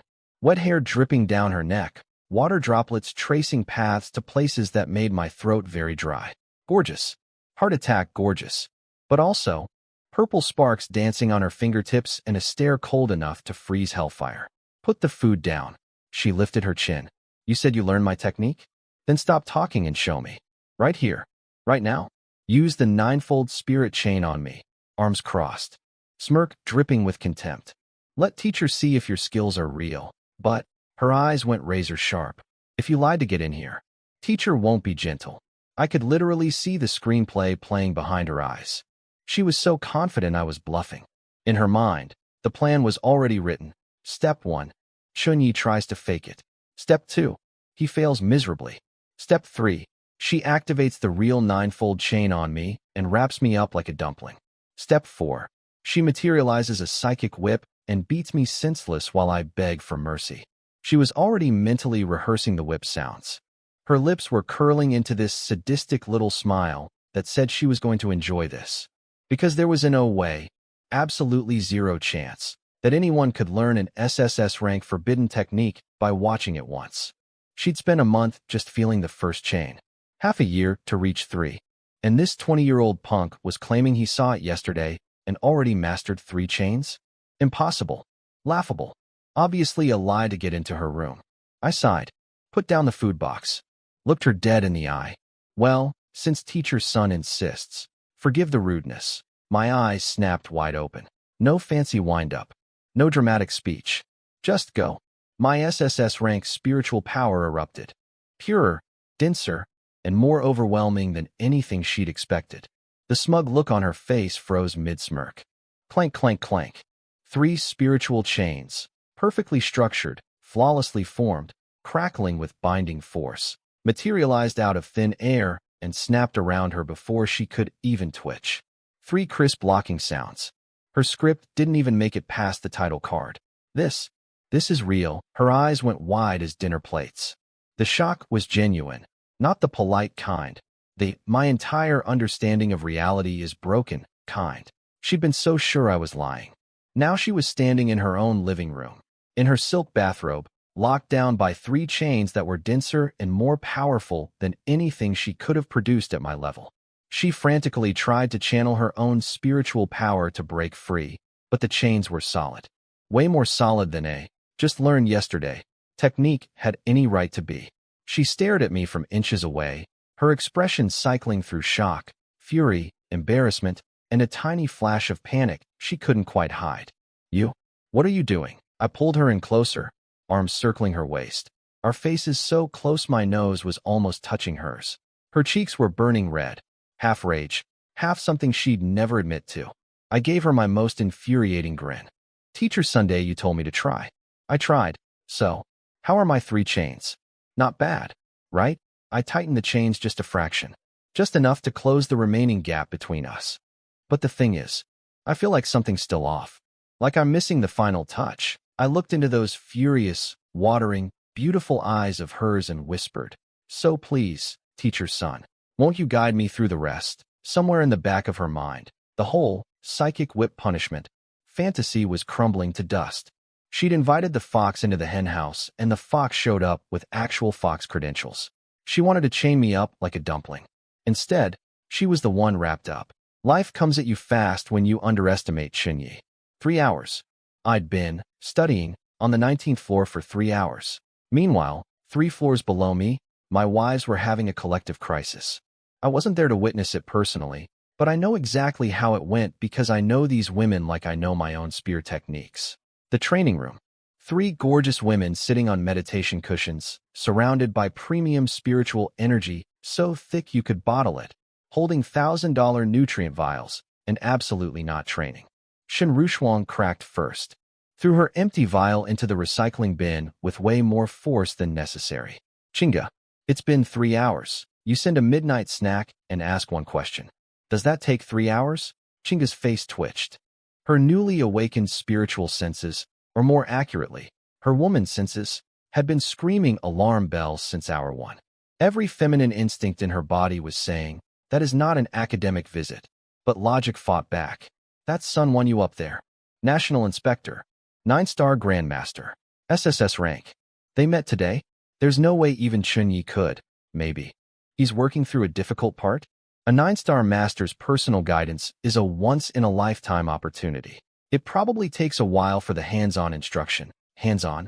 Lung Yu snorted without even opening her eyes. Silence. The beautiful thing was, all three of their phones were right there. One button. One call. Hey honey, what's taking so long? 3 hours. Nobody touched a phone. Not because they didn't want to. Shenru Shuang was thinking, what if he's genuinely in a deep cultivation breakthrough?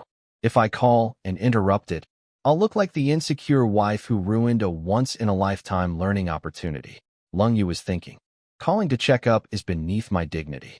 Also, what if I call and the video shows me something I really don't want to see? The awkwardness would literally kill me. And sweet little Chinga? She was doing the real math. If, hypothetically, 1 in 10,000 chance, Sun Wanyu actually wanted something from Chunyi, could the three of us stop her? She's a 9-star spiritual grandmaster.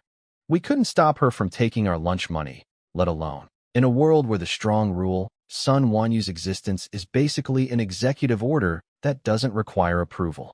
Forget it, Shen Rushuang sighed, cracking open a fresh nutrient vial and chugging it. Better to train. At this rate, if the household keeps expanding, we won't even have room to stand. All three exchanged a look of weary resignation. Train. They closed their eyes, forced their thoughts down, started cultivating. But this time, there was a new fuel source powering their meditation, pure, undiluted competitive anxiety. The training room went quiet. The spiritual energy flowed. And somewhere beneath the serene surface, a current called, if I don't level up fast, there won't be enough husband to go around. Pushed all three of them harder than any beast tide ever could. Now, let me tell you what was actually happening on the 19th floor. I'll spare the details.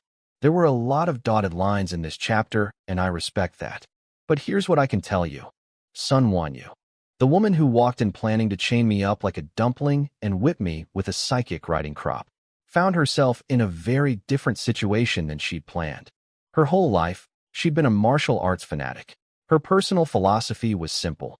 Men only slow down your sword arm. She genuinely believed that cultivation breakthroughs and mastering new techniques were the highest, purest forms of pleasure in existence. She had planned this perfectly. I'd fail to demonstrate the technique. She'd lock me down with the real 9-fold chain. She'd punish me for lying. She'd reassert dominance. Script written, director approved, cameras rolling. Except I actually knew the technique.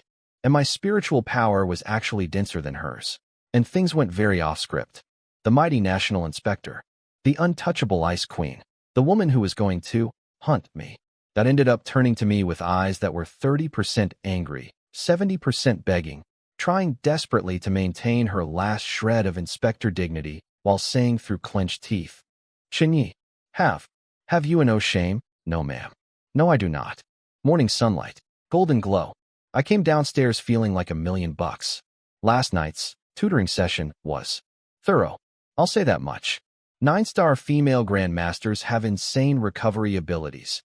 Even after an entire night of intensive study, Sun Wanyu bounced back like nothing happened. Honestly, kind of annoying. Even more annoying, my system didn't trigger. Her 9-star constitution was apparently too fortified for my abilities to fully land. She'd actually given me this smug, mocking look about it. Like she was proud of being unconquerable. Irritating, but also motivating.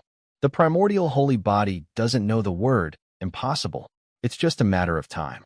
I strolled into the living room with a confident smile and immediately walked into an ambush. 3 women, 3 combat suits, 3 sets of crossed arms and crossed legs, sitting on the couch like a tribunal of angry supermodels. Lung Yu, pure black suit, radiating military court-martial energy. Shen Rushuang, deep crimson, oozing, I will end you, elegance. Su Qingga, lake blue, somehow making disappointed wife look adorable.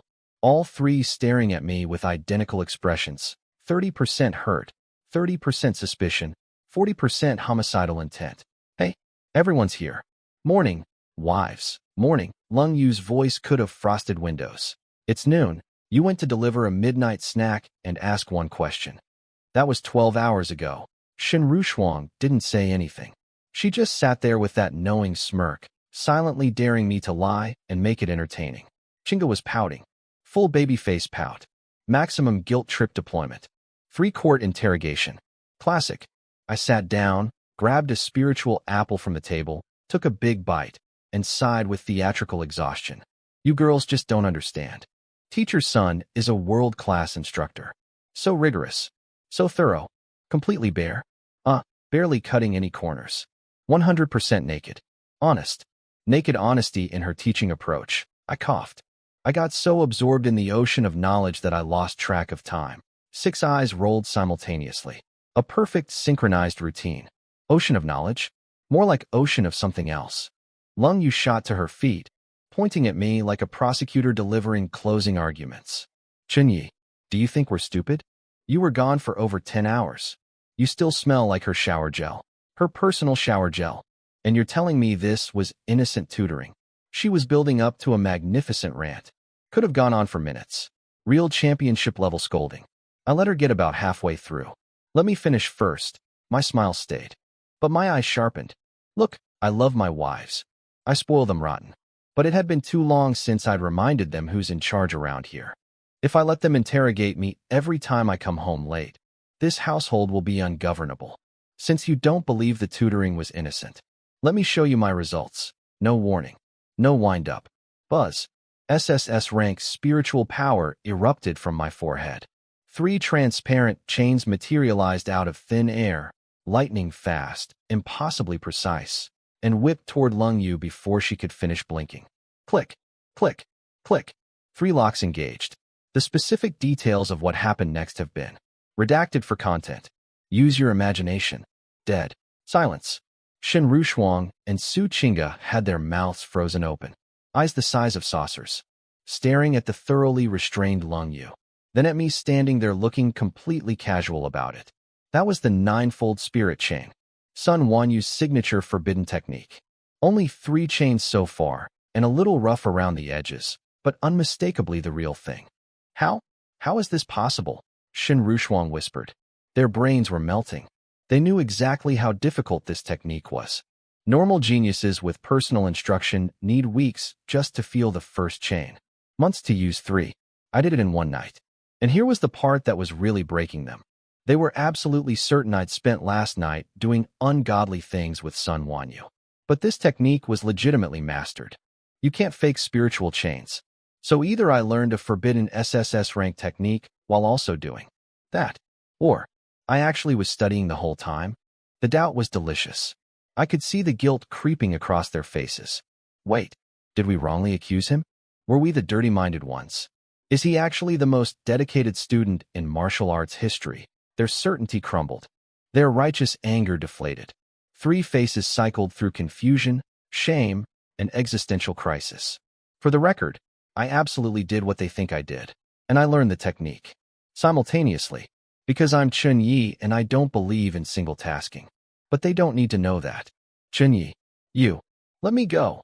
Lung Yu was squirming, voice cracking, teeth clenched, eyes starting to water.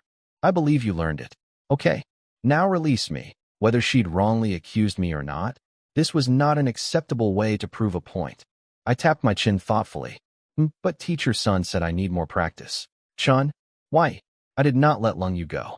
Instead, I walked up to her, lifted her chin with one finger, and gave her my coldest smile. Release you? Weren't you yelling pretty loud a minute ago? Now you want mercy? Too late. I bent down, scooped her up, threw her over my shoulder like a sack of rice, and started marching toward the bedroom. Discipline must be maintained. This was a teaching moment. Chunyi, what are you? Put me down. It's broad daylight. She was kicking her legs and screaming while I carried her past a completely frozen Shin Rushuang and Su Qingge, who exchanged a look that said, "This man is terrifying in every conceivable way." I was about to kick the bedroom door open and deliver a masterclass in household governance when, ring, ring, ring. Old Chin's ringtone. Of course. I stopped, looked at the squirming tomato-colored woman on my shoulder, looked at my buzzing wrist terminal. TCH, every single time. This old man has the worst timing in recorded human history. I set Lung Yu down and gave her backside a farewell pat. Lucky you. Answered the phone with barely concealed frustration. What's the rush, old Chin? Shin Wai. Get to headquarters now. Secretary Li called again. Snow Mountain is worse than expected. You and Inspector Sun must depart within 2 hours. I dropped the playful attitude. Snow Mountain. Right. National crisis. Duty calls. Got it. Also, his tone softened slightly. Your rewards have been approved. Highest tier. Come collect them before you leave. Rewards? Now we're talking. I released the spirit chains from Lung Yu with a thought. She nearly collapsed, grabbing the wall for support, glaring at me with eyes that couldn't decide between murder and something else entirely. All right, everyone stop overthinking. Get dressed. We're going to see old Sheen. I paused. And whatever rewards they give me, I'll pick stuff that works for you girls too. 3 pairs of eyes instantly sparkled like Christmas lights. All traces of jealousy, suspicion, and righteous fury evaporated. Gone. Replaced by the universal female expression of, ooh, presents. Humph. At least you have some conscience, Lung Yu grumbled while very obediently following me out. The slap then candy strategy remains undefeated. At headquarters, the lobby was packed. Officials, clan leaders, family representatives, everyone who was anyone in Shanjiang province had shown up. After yesterday's beast tide, my name was apparently the hottest topic in the entire region. The moment I walked in with 3 gorgeous women trailing behind me, the entire room went silent. Hundreds of eyes, reverent, worshipping, slightly terrified, locked onto me. Old Sheen stood on the central platform, looking 10 years younger from pure excitement. Sun Wanyu stood beside him, back in full Ice Queen Inspector mode, not even glancing my way. Professional. Attention, Old Sheen's voice boomed. Chen Yi, in yesterday's beast-tide defense, slew beast emperors and single-handedly saved our provincial capital. This achievement is unprecedented in our history. By unanimous provincial approval and special authorization from the Southern Region Secretariat, we now present the highest-tier rewards. A ceremony girl walked up with a golden tray. 5 medals gleaming with dark gold light. 5 S-rank contribution medals. The crowd nearly choked on their own spit. 5 S-rank? I've never even seen an A rank. Don't be jealous. Go kill a 9-star beast. Emperor yourself, and then complain. With 5 S-ranks, this guy's about to achieve orbit. I grabbed the medals casually, stepped off the platform, and immediately turned to Old Sheen. I want to trade all 5 for the newest batch of Beast King Essence. Old Sheen blinked. All 5. Beast King Essence was nice, but at my level it'd barely move the needle. Wait. Sun Wanyu's cool voice cut through. She stepped forward, and a faint trace of her shower gel reached my nose. Nobody noticed except me. Chen Yi, I don't know what magic trick you used to pull weapons from thin air, but everyone saw what happened yesterday. Your spears kept shattering. Your explosive power has far exceeded what standard alloy weapons can handle. She looked at me with those sharp eyes that had seen much more of me than anyone in this room knew. Going to Snow Mountain with substandard equipment is like bringing a stick to a war. Get proper 9-star gear first. My 3 wives immediately forgot they were mad at me and jumped in. She's right, honey. Rushuang was dead serious. Lung Yu and I just stabilized at 7-star. We don't urgently need Beast King Essence. Take care of yourself first. Lung Yu nodded. Your weapon is your second life. Snow Mountain isn't Linjiang. Chinga chimed in. I'm still a beginner. I can't even use top-tier resources yet. Everything should go to you, my wives and the woman I spent last night with. All standing in the same room. All unanimously agreeing I should gear up. Beautiful teamwork. Nobody suspects a thing. Old Sheen grinned. Tell you what, the Provincial Vault has a 9-star regulation equipment set called the Dragon War Suite. Includes a spear forged from 9-star meteoric iron. It's supposed to require an SSS rank medal to redeem, but nobody's ever claimed it because high-level grandmasters prefer custom gear. He waved his hand. Emergency circumstances. 3 S-rank medals. I'm authorizing the exchange. It's yours. 9-star meteoric iron spear. A weapon built to handle power output at MY level without turning into expensive confetti. Now that's a reward. 9-star regulation equipment. Meaning a weapon that won't explode in my hands every time I hit something harder than a marshmallow. Finally. Deal. I'll take the Dragon War Suite. But I waive the remaining 2 medals. These 2 S ranks get converted into Beast King Essence. I promised my wives I'd bring home goodies, and Chunyi delivers. Sun Wanyu rolled her eyes. And not the professional, Ice Queen. I'm above this. kind of eye roll. This was a personal eye roll. The kind that said, "This man kept me up all night, and now he's out here playing devoted husband?" The audacity. It was barely a flicker.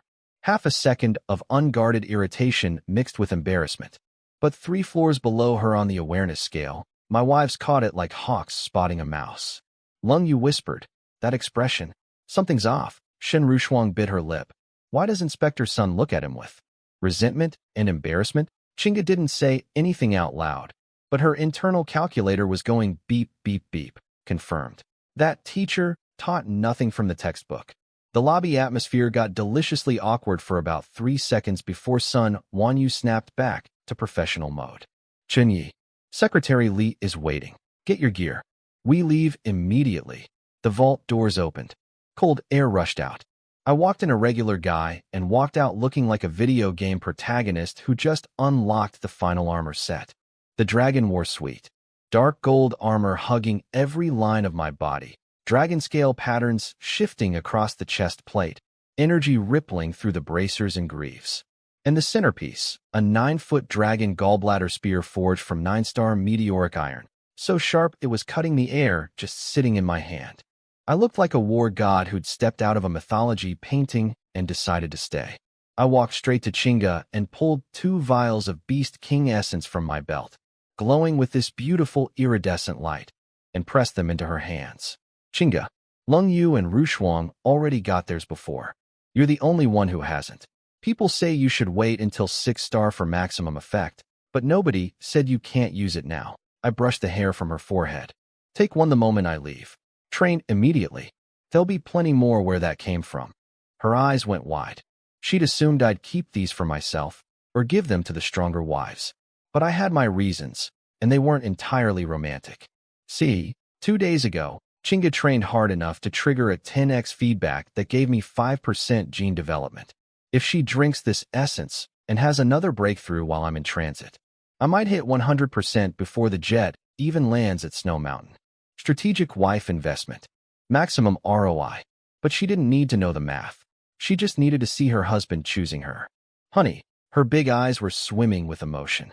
"I'm a terrible person who sometimes does sweet things for selfish reasons that look like pure love. It's a gift." Lung Yu and Rushuang exchanged their signature synchronized eye roll, but didn't object. They'd already gotten their share before. And Chinga was the only one with awakened spiritual power. Her ceiling was potentially the highest of all 3. Plus, I'm 9-star. I'm the boss. What I say goes. Sun Wanyu was standing nearby, watching all of this with crossed arms. When she saw me give the precious essence to my weakest wife instead of hoarding it, something flickered in her eyes. This little punk actually knows how to manage his household. No jealousy, no infighting. The other 2 accepted it without complaint. His leadership skills are annoyingly impressive. "Let's go, Inspector Sunday." She looked up, and her gaze hit me in my new armor. The dark gold plates catching the light. The spear in my hand radiating cold death. That confident smirk on my face. And somewhere in her 9-star brain, this image merged with memories of last night, specifically the version of me that was considerably less armored, and her internal firewall crashed hard. Her face went from porcelain white to tomato red in about 0.3 seconds. Her heartbeat stuttered. The great Inspector Sun Wanyu, who'd faced 9-star beast emperors without flinching, was having a full system malfunction because a 20-year-old looked good in armor. "Oh, let's go," she spun around and power walked toward the jet like the floor was lava, moving fast enough to qualify as a light jog, desperately trying to outrun the blush spreading across her face. I watched her retreating figure, the slight panic in her steps, the way she wouldn't turn around, and looked down at my new spear. Then I looked back at my 3 wives, gave them a casual wave goodbye, and followed Sun Wanyu toward the Aurora. 2 hours in a private jet cabin with a woman who can't look at me without short-circuiting. This is going to be a very productive flight. Back at the 16th floor, Chinga was having her main character moment. I wasn't there, but I know my wife. She watched me walk onto that jet next to Sun Wanyu, and something clicked in her brain. Everyone around her was leveling up, Lung Yu and Rushuang at 7-star, Sun Wanyu at 9-star, and her husband casually redefining what's possible on a daily basis.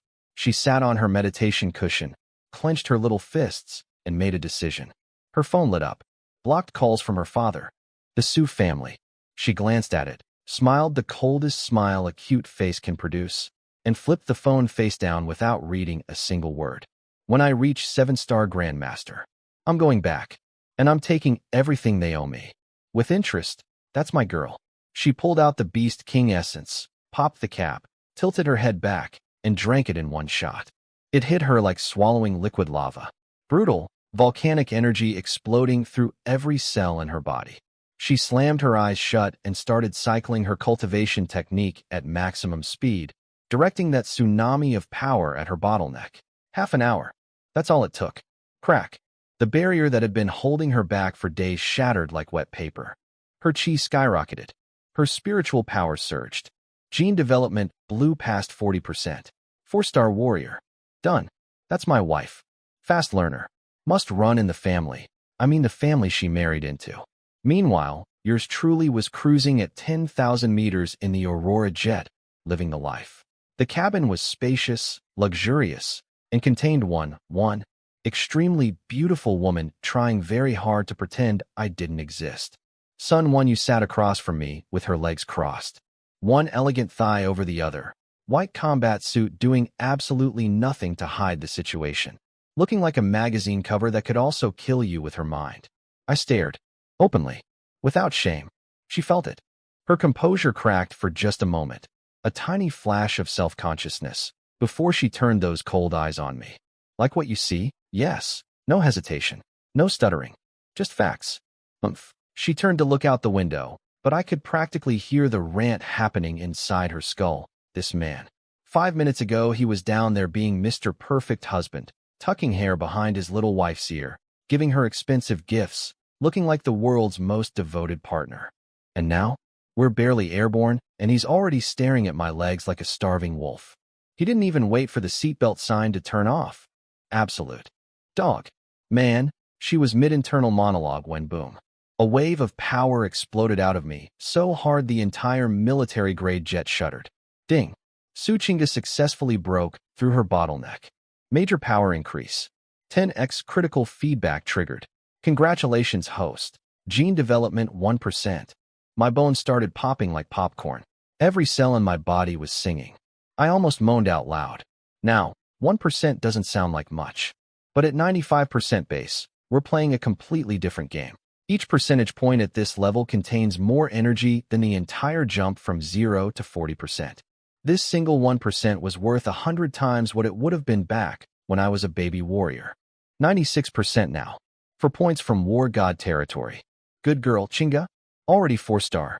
That Beast King essence worked perfectly. I was grinning internally like a lottery winner. Strategic wife investment. Paying dividends. Across from me, Sun Wan Yu had frozen mid-thought. She'd been calling me a dogman in her head. Then she watched me.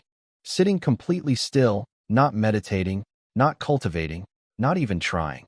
Just staring at her legs for a few minutes, and then randomly having a massive power breakthrough. Her beautiful peach blossom eyes were so wide they looked like they might fall out of her skull.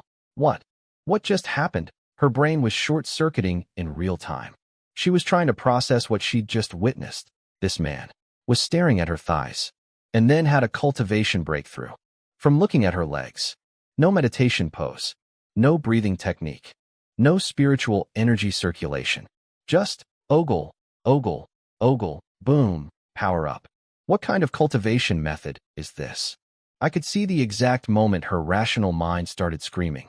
Because what she'd just seen was impossible. Completely, utterly, violently impossible. People don't get stronger by checking out women's legs on airplanes. That's not how martial arts works. That's not how anything works. And yet, here I was, measurably, undeniably stronger than 30 seconds ago. Because I looked at her legs. Lady, if you think this is confusing, wait until I explain how I got to 9-star in the first place. Actually, no. Let's never explain that. Ever. To anyone. Sun Wan Yu was having an existential crisis across the aisle from me, and I was loving it. See, as a fellow SSS-rank spiritual awakener, she understood cultivation difficulty better than almost anyone alive. She'd lived it. At 30 to 40% gene development? Sure, you level up by sneezing. But after 7-star, progression falls off a cliff. After 90%, Every fraction of a percent costs mountains of resources and years of meditation. She'd been completely stuck for an entire year. Zero progress. Not one decimal point. She went from 7-star to 9-star in 10 years, and people called her a once-in-a-century genius for it. I did 7-star to 9-star in a month. And now, sitting on an airplane, I'd just gotten stronger by looking at her legs. Her chest was heaving. Her entire martial arts worldview was being mugged in broad daylight. I know there's individual variation between SSS rank awakeners, she muttered, staring at me like I was a lab experiment gone horribly right. But the gap can't be this ridiculous. I smiled, unbuckled my seatbelt, stood up, walked over, and sat right next to her. Before she could process the invasion of personal space, my arm was already around her waist. Smooth. Practiced. Like I'd been doing it for years instead of approximately 24 hours. She flinched at the heat of my hand and instinctively glanced at the cockpit door. Just a thin metal partition between us and the pilots. "What do you think you're doing?" she hissed through clenched teeth, body going rigid like a startled cat. I pulled her closer. Zero gap between us now. Combat suits are very thin, as it turns out. Nothing. I just had a little breakthrough epiphany, and being the dedicated student I am, I wanted to immediately consult my teacher. That's all. Her body was betraying her brain. All those memories from last night came flooding back, and her resistance was melting faster than ice cream in a volcano. "Don't stop being so close." She pushed against my chest with her palms, but the force she used wouldn't have moved a sleeping kitten. Classic, push that's actually a pull technique. Very advanced martial arts. Just say what you want. I locked her in place, looked into those watering peach blossom eyes, and kissed her. MMPH. Her eyes went wide. She struggled for exactly 1 second. Then those arms climbed up around my neck like they had their own GPS coordinates programmed in. Several very productive minutes later, she was leaning against me, breathing hard, glaring up at me with eyes so dewy they could water a garden, internally screaming, "This dog man." No warning. No build-up. Just attack. I'll be honest. The thought of mile-high cultivation crossed my mind. The vibration of the engines, the confined space, the altitude. Very tempting. But then my remaining brain cells did some math. 2 9-star powerhouses going at full intensity in an enclosed metal tube. The chi shockwaves and physical impacts would literally tear this jet apart. We'd survive the crash, obviously. But National Inspector and Prodigy Camp Chief destroy military aircraft during intimate activities at 30,000 feet would become the most forwarded story in Chinese martial arts history. I'd never live it down. My grandchildren wouldn't live it down. So I swallowed the impulse, cleared my throat, and put on my most scholarly face. Ahem. Serious question. When gene development hits 100%, what's the next step? The romantic tension evaporated so fast, it left a vacuum.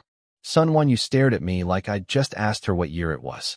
Her expression clearly read, "You kissed me until I forgot my own name." For this? A basic theory question? Are you messing with me? But then she looked into my eyes and realized something horrifying. I was serious. Wait. She sucked in air through her teeth as the most absurd thought in her career crystallized. This man, who has 9-star peak cultivation, who is knocking on the war god's door, genuinely does not know basic advanced martial arts theory. I scratched my nose innocently. Don't look at me like that. I literally can't help it. My power grows so fast, I don't have time to study the textbook stuff. I was going to ask old Sheen, but then the beast tide happened. And now you're right here. Why would I go ask someone else? I gave her waist a little squeeze for emphasis. Her chest was heaving again, but this time from pure, undiluted rage at the unfairness of the universe. Levels up too fast to learn theory? Too fast. Is that a complaint? Normal people spend 10 years in close cultivation memorizing every theory paper ever written, just hoping for one tiny breakthrough that never comes.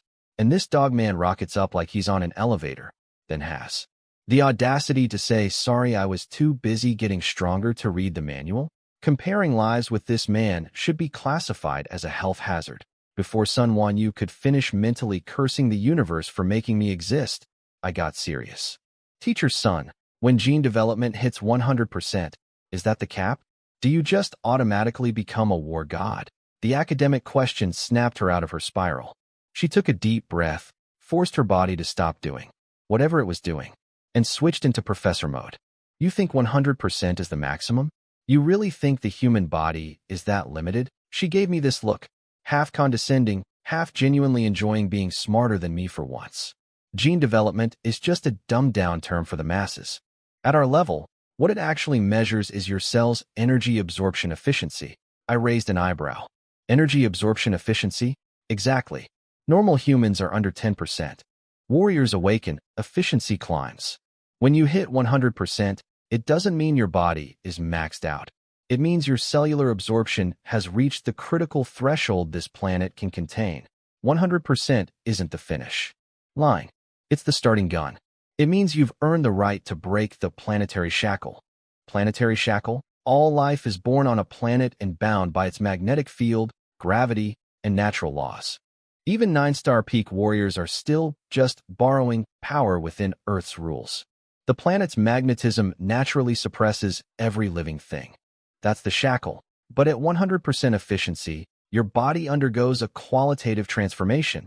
She poked my chest with one finger to emphasize the point, then immediately turned bright red and went weak because apparently she'd forgotten that touching me triggers some kind of involuntary response in her now. I tightened my arm around her. She got dizzy.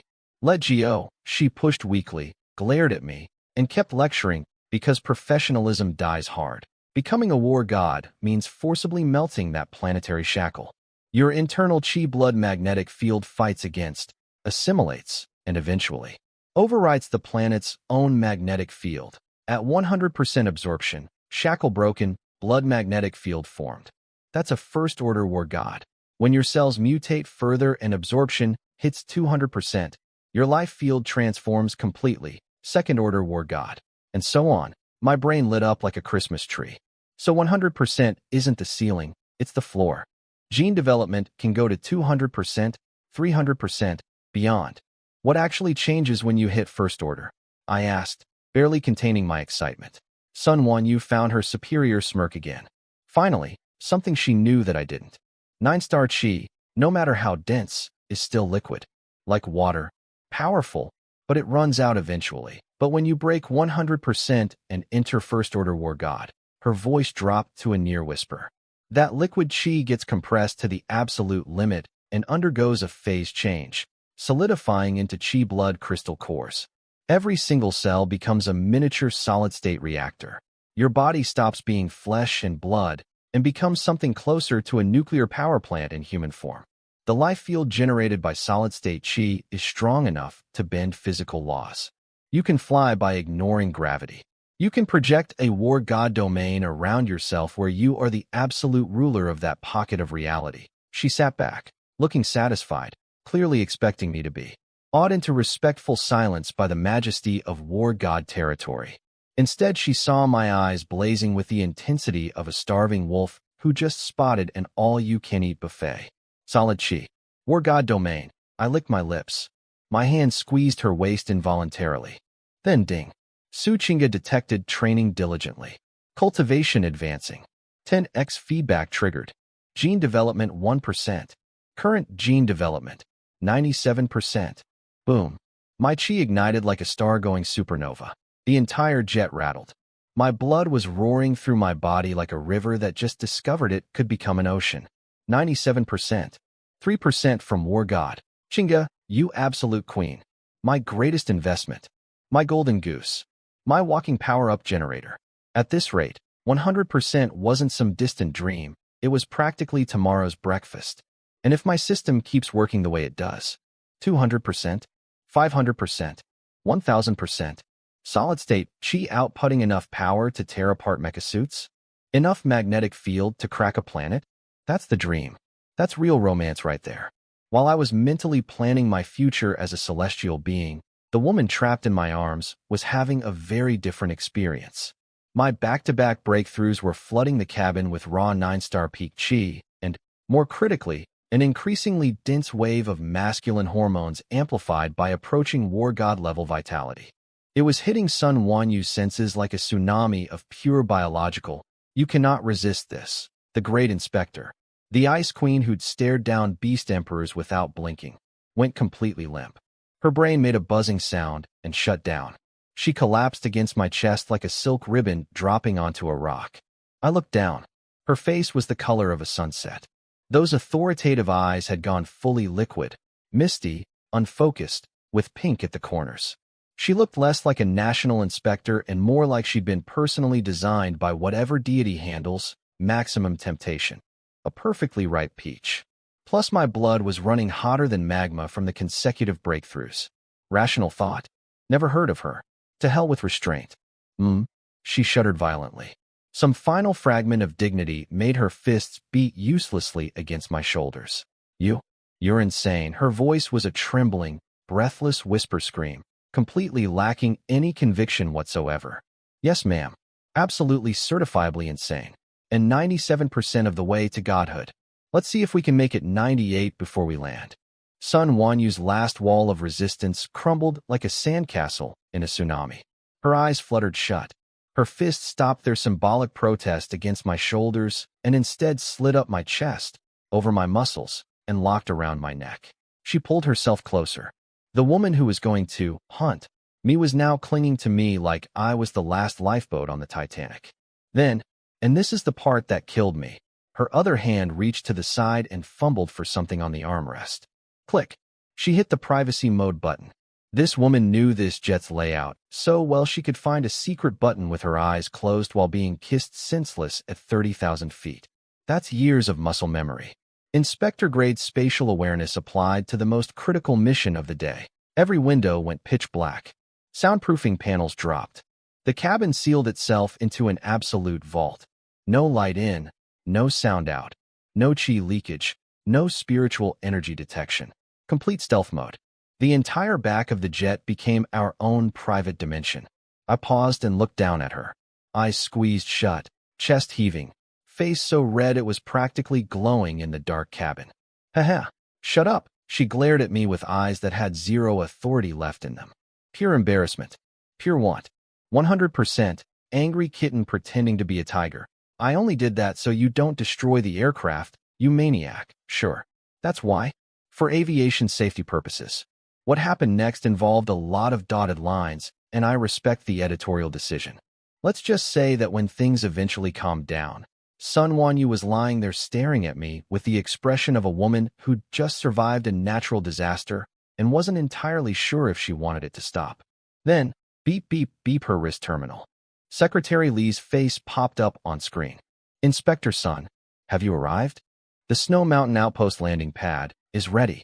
Coordinates sent. And just like that, like flipping a light switch, the flushed, breathless, thoroughly conquered woman transformed back into the Ice Queen of the National Martial Arts Association. Received. Landing now cold. Professional.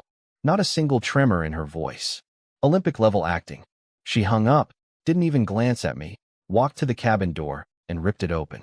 Arctic wind at -40 degrees screamed into the cabin like winter's personal vendetta. She jumped. No hesitation. Just yeeted herself out of a jet into the frozen sky, transforming into a white streak plummeting toward the clouds below. She wasn't making a dramatic entrance. She was fleeing, running away from me to sort out the absolute chaos happening inside her body and brain. I strolled to the open door, looked down at the infinite white cloud sea below, and spotted her figure getting smaller at terminal velocity. Fast runner. I grinned, stomped the floor hard enough to dent military-grade alloy, and launched myself after her like a dark gold cannonball. Snow Mountain Outpost. Landing platform. Surrounded by frozen wasteland and hundreds of armed warriors standing guard in the blizzard. Secretary Lee stood at the platform edge with a delegation of association officials, all craning their necks at the sky. There, the clouds split. Two blazing streaks tore through them, one white, one dark gold, trailing sonic booms and pressure waves that made the air itself scream. Boom, boom. Two impacts, almost simultaneous. The reinforced alloy platform shook violently. Shockwaves of snow and ice blasted outward in every direction. Low-rank warriors stumbled backward, some forgetting how to breathe for a moment. The snow settled. Sun Wanyu stood there in pristine white, not a speck on her, surrounded by an invisible field of spiritual energy. Ice goddess incarnate. Zero evidence of anything that had occurred in the last several hours. And next to her me, Dark gold dragon war armor gleaming, dragon gallbladder spear in hand, nearly war god level chi burning around my body like visible flames. Two figures. One frozen mountaintop. The entire welcoming party staring at us like they'd just witnessed gods descending from heaven. Nobody had any idea that 5 minutes ago, the ice goddess had been pressing the privacy button on a jet while the war god was doing things that would get us both court-martialed if anyone ever found out. Professionalism, ladies and gentlemen. We are professionals. Secretary Lee Speed walked over with his poker face cracked into the most aggressively friendly smile I've ever seen a bureaucrat produce. Inspector Sun, thank you for coming. And this must be Mr. Chun Yi, slayer of 9-star beast emperors. A true hero of the younger generation. The southern region is blessed to have such talent. I dialed my chi back and gave him a polite smile. Not really my style to engage with government-grade flattery. Skip the pleasantries. Command center. Now, Sun Wan Yu cut through the small talk like a blade through butter. All business. Zero trace of the woman who'd been pressing privacy buttons on jets an hour ago. We walked through the outpost. The vibe was grim. Battle-hardened warriors lined both sides of the path, bloodstains still fresh on their gear, frost on their eyebrows, death in their eyes. When they saw Sun Wanyu, they snapped to attention with religious fervor. Inspector, ma'am, full military salute. She was their legend, their anchor. Then their eyes slid to me, the random young guy in fancy armor walking beside her, even slightly ahead of her, and their brains started buffering. Who's the kid?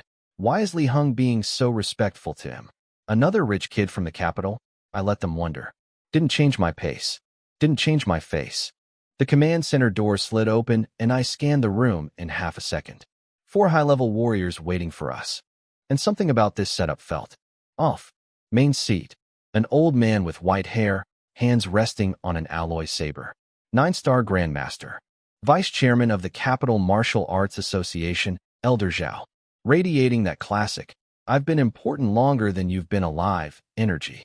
Left side. Another 9-star, eyes closed, meditating. Right side, an 8-star, sitting ramrod straight. And then, the one that caught my eye immediately, a young man in the corner. 7-star, with spiritual power fluctuations. But his body language was all wrong. While everyone else was tense and military, this guy was lounging like he was waiting for coffee, lazily spinning a jade thumb ring. Didn't even properly look up when Sun Wanyu and I walked in. Interesting. Secretary Lee showed us a display case in the center. Inside was a glowing white snow lotus, pulsing with holy light.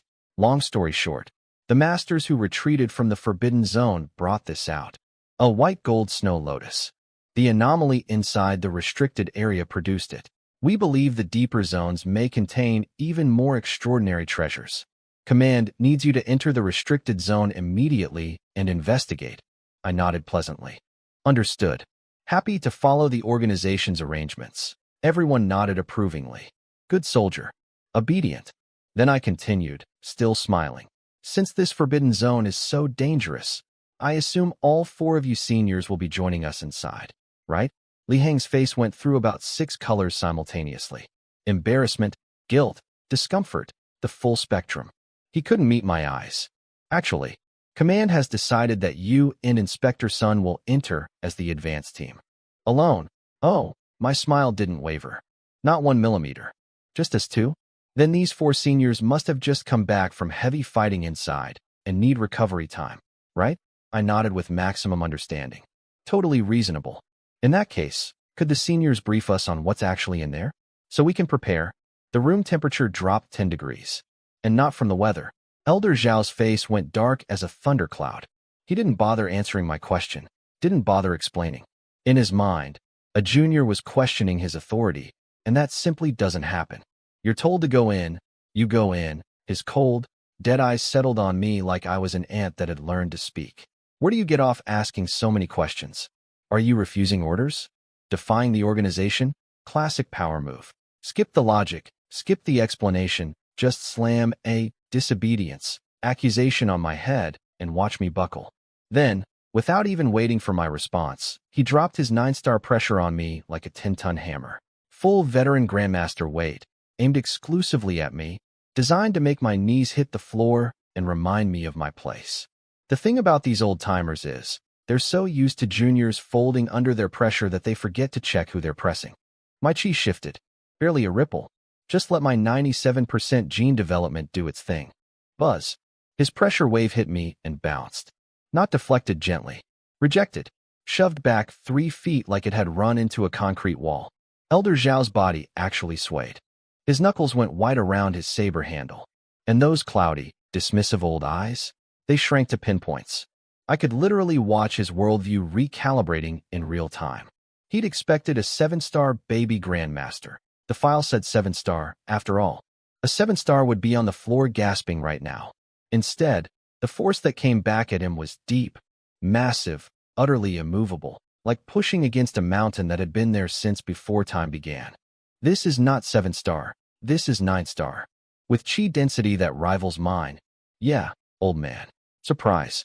I'm not the errand boy you thought they sent you. I'm the guy who killed 2 beast emperors 3 days ago and got stronger on the flight over. And I don't kneel. So Elder Zhao tried to crush me with his pressure and failed. What does his buddy do? Elder Wang opens his eyes and also dumps his 9-star pressure on me. 2 veteran grandmasters combining forces to flatten one 7-star junior. Real brave, guys. 2-on-1 against a kid. Very heroic. But before I even had to think about it, Sun Wanyu stepped up. Without a word, without a glance, her SSS rank spiritual power merged with my chi and we shoved back. Together. Bang. 2 old guard 9-star grandmasters got their combined pressure wave sent back like a return package. Both of them actually staggered in their seats. 2-on-2, and we won. Casually. In the corner, the young guy, some Zhao family heir, 7-star spiritual master, finally sat up straight and stopped playing with his fancy jade ring. For 1 microsecond, I saw surprise in his eyes. Then it was gone. Replaced by that special brand of arrogance that only old money aristocrats can produce. I acknowledge you're interesting, but you're still dirt beneath my designer boots. Look. In his mind, I was still just a talented commoner, a shinier than usual piece of expendable equipment. No family backing, no political connections, no war god grandfather to make phone calls. Just a hick who got lucky with SSS rank abilities and didn't know his place. He didn't even bother speaking. Just sat there radiating condescension like it was a cologne. I filed him under future problems and moved on. Poor Secretary Li was drowning in his own sweat in the corner. From his perspective, I was a 7-star maniac who'd just trash-talked 2 9-star elders and only survived because Sun Wanyu's spiritual power carried me. He had no idea I was doing 90% of the heavy lifting in that exchange. He thought Sun Wanyu had saved my reckless behind. Meanwhile, Elder Zhao was having a very different internal crisis. His brain was doing conspiracy math at light speed. See, here's what happened from his side.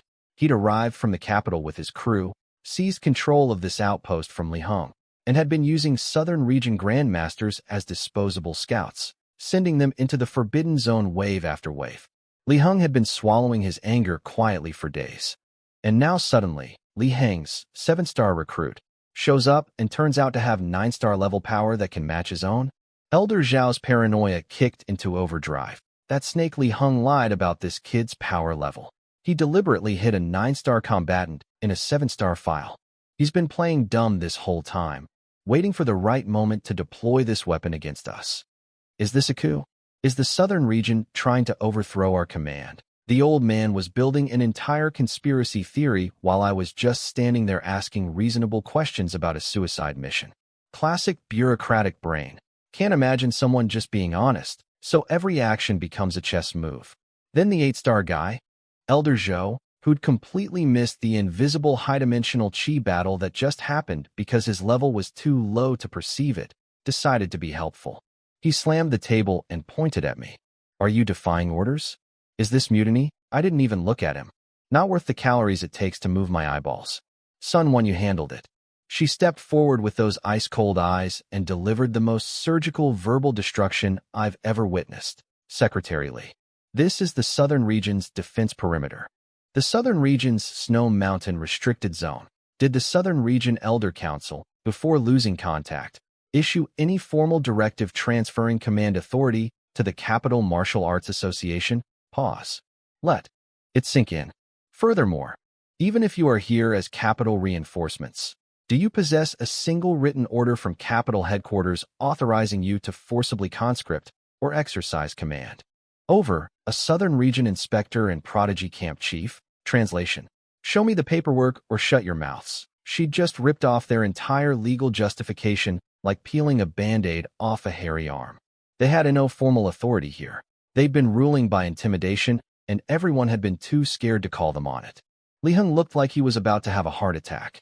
He'd never intended to start a power struggle. He was genuinely just doing his job, passing along orders. But now Elder Zhao was staring at him like he was a traitor, and Sun Wanyu had just dropped a legal bomb that made it look like this was all a coordinated uprising. The poor man was thinking, the Zhao family has an actual war god backing them. I don't care how talented Chun Yi is. You don't pick fights with people who have war gods. He threw himself between both sides like a human speed bump. Everyone please. There are warriors dying in the Forbidden Zone right now. Brothers whose fates are unknown. Can we please focus on the bigger picture? The Universal Government employee cry. Let's not fight. Let's just be miserable together. I stood there watching this political circus unfold, arms crossed, face neutral, thinking. I asked one reasonable question and accidentally triggered a constitutional crisis. Welcome to military politics. We're asking, hey, shouldn't the seniors come too? Is apparently an act of treason. For the bigger picture? Of course. I nodded at Li Heng so agreeably that everyone in the room relaxed. Even Elder Zhao's murder face softened a fraction. They thought I'd caved. They thought the little country bumpkin finally understood his place. Then I pointed at the security camera on the ceiling. Since we're all about the bigger picture, naturally we should all go in together. For capital elders with godlike power leading the charge alongside us. That's what bigger picture means, right? The Capital Martial Arts Association demonstrating their commitment to unity by personally entering the danger zone. Elder Zhao's hand went through his chair's armrest like it was made of crackers. You insolent, yeah? I just used their own, bigger picture, argument as a boomerang and threw it right back at their faces. On camera. With witnesses. Li Heng grabbed my arm like a drowning man grabbing driftwood and physically dragged me toward the exit. Come outside. Right now? I'll explain everything. His face was the color of someone watching his career die in real time. Sun Wanyu glanced at the four capital people with a look that could freeze a volcano, fixed her hair, and walked out after us without a word. Queen behavior. The door slammed shut. Inside, I'm told the mood was unpleasant. Elder Wong sipped his tea with a sneer. Small-town trash. Thinks a little talent means he can bark at us. The Zhao family heir was still spinning his jade ring, smirking like he was watching a sitcom. Country bumpkin with a country bumpkin's brain. Once Li Heng tells him who stands behind our family, he'll come crawling back on all fours like the obedient little scout dog he is. In their world, this was a done deal. No grandmaster alive would defy a family backed by a war god. The laws of power are absolute. The strong rule. The weak obey. And once I learned my lesson, they'd take their sweet time making me pay for the disrespect. How cute. Out in the freezing corridor, Li Heng was having a full nervous breakdown. Chun Yi, I'm begging you. Act however you want in Linjiang City, but here, with these people, you must be careful. He was whispering so hard, he was practically vibrating. They're not ordinary capital officers. They're Zhao family. That young man is their core bloodline heir. I leaned against the wall, arms crossed, completely unbothered. So, does being a Zhao mean they get to use our southern region warriors as cannon fodder? Li Heng looked like he was about to swallow his own tongue. He grabbed my collar, pulled me close, and whispered so quietly I almost needed my spiritual perception to hear it. The Zhao family can't be provoked. Because they have a living, breathing war god backing them. War god. I raised one eyebrow. Nodded calmly. Honestly, I'd already guessed. Nobody rolls into another region's command center, seizes control, and sends local grandmasters into a meat grinder without serious backing. 2 9-star elders aren't enough for that kind of tyranny. You need something bigger behind them. A war god qualifies. So what? So what? Li Heng nearly choked on his own spit. It's a war god. You understand? A being that transcends mortality. If you anger the Zhao family, no amount of talent will save you. This is me trying to help you, Secretary Li. I cut him off, looked him dead in the eyes. If you really want to help everyone, the real bigger picture, then everyone goes into the forbidden zone together. Even if the Zhao family has a war god behind them, I guarantee that war god never told his juniors go ahead and force other people to die while you drink tea in the back. Li Heng couldn't say a single word. He knew I was right. But being right doesn't matter when the people you're right about can destroy your entire career and bloodline with a phone call. He sighed from the depths of his soul. In his mind, I was a noble, brave, incredibly stupid young man who was about to get crushed by a machine I didn't understand. Secretary Li, I straightened up. I need a copy of the meeting records from inside. The full recording. Now. His eyes went so wide I thought they'd pop out and roll down the hallway. You're insane. Asking for meeting records is the nuclear option. It means I'm building a paper trail. It means I'm preparing evidence. It means I'm not just pushing back. I'm preparing to take this all the way up the chain and put these people on blast. In Li Heng's decades of bureaucratic warfare, he'd seen every flavor of political maneuvering. The subtle, the cunning, the devious. He had never seen someone just walk up to a power structure backed by a war god and say, "Give me the receipts. I'm filing a complaint." Sun Wanyu was standing next to me with her mouth slightly open. Even She was stunned. She'd seen a lot of bold men. But watching a 20-year-old demand evidence recordings to use against a war god's family on his first day at the front was a new experience. She thought, this man is either the bravest person I've ever met or the craziest. Both. The answer is both. But here's what none of them understood. I wasn't being reckless. I wasn't hot-blooded. I was doing the math. The Southern Region Elder Council, gone. Missing in the Forbidden Zone. Every local grandmaster who answered the call, gone. Sent in as expendable scouts by these 4 tea-sipping parasites. And now they wanted to send me and Sun Wanyu in as the next round of disposable explorers while they sat here warming their chairs. When someone gives you zero path to survival, you don't negotiate politely. You flip the table. No, there are no records. Nothing. Li Heng's head was shaking so fast it could have generated electricity. He'd made his decision. This crazy kid was radioactive, and he needed to get as far away as possible before the fallout hit.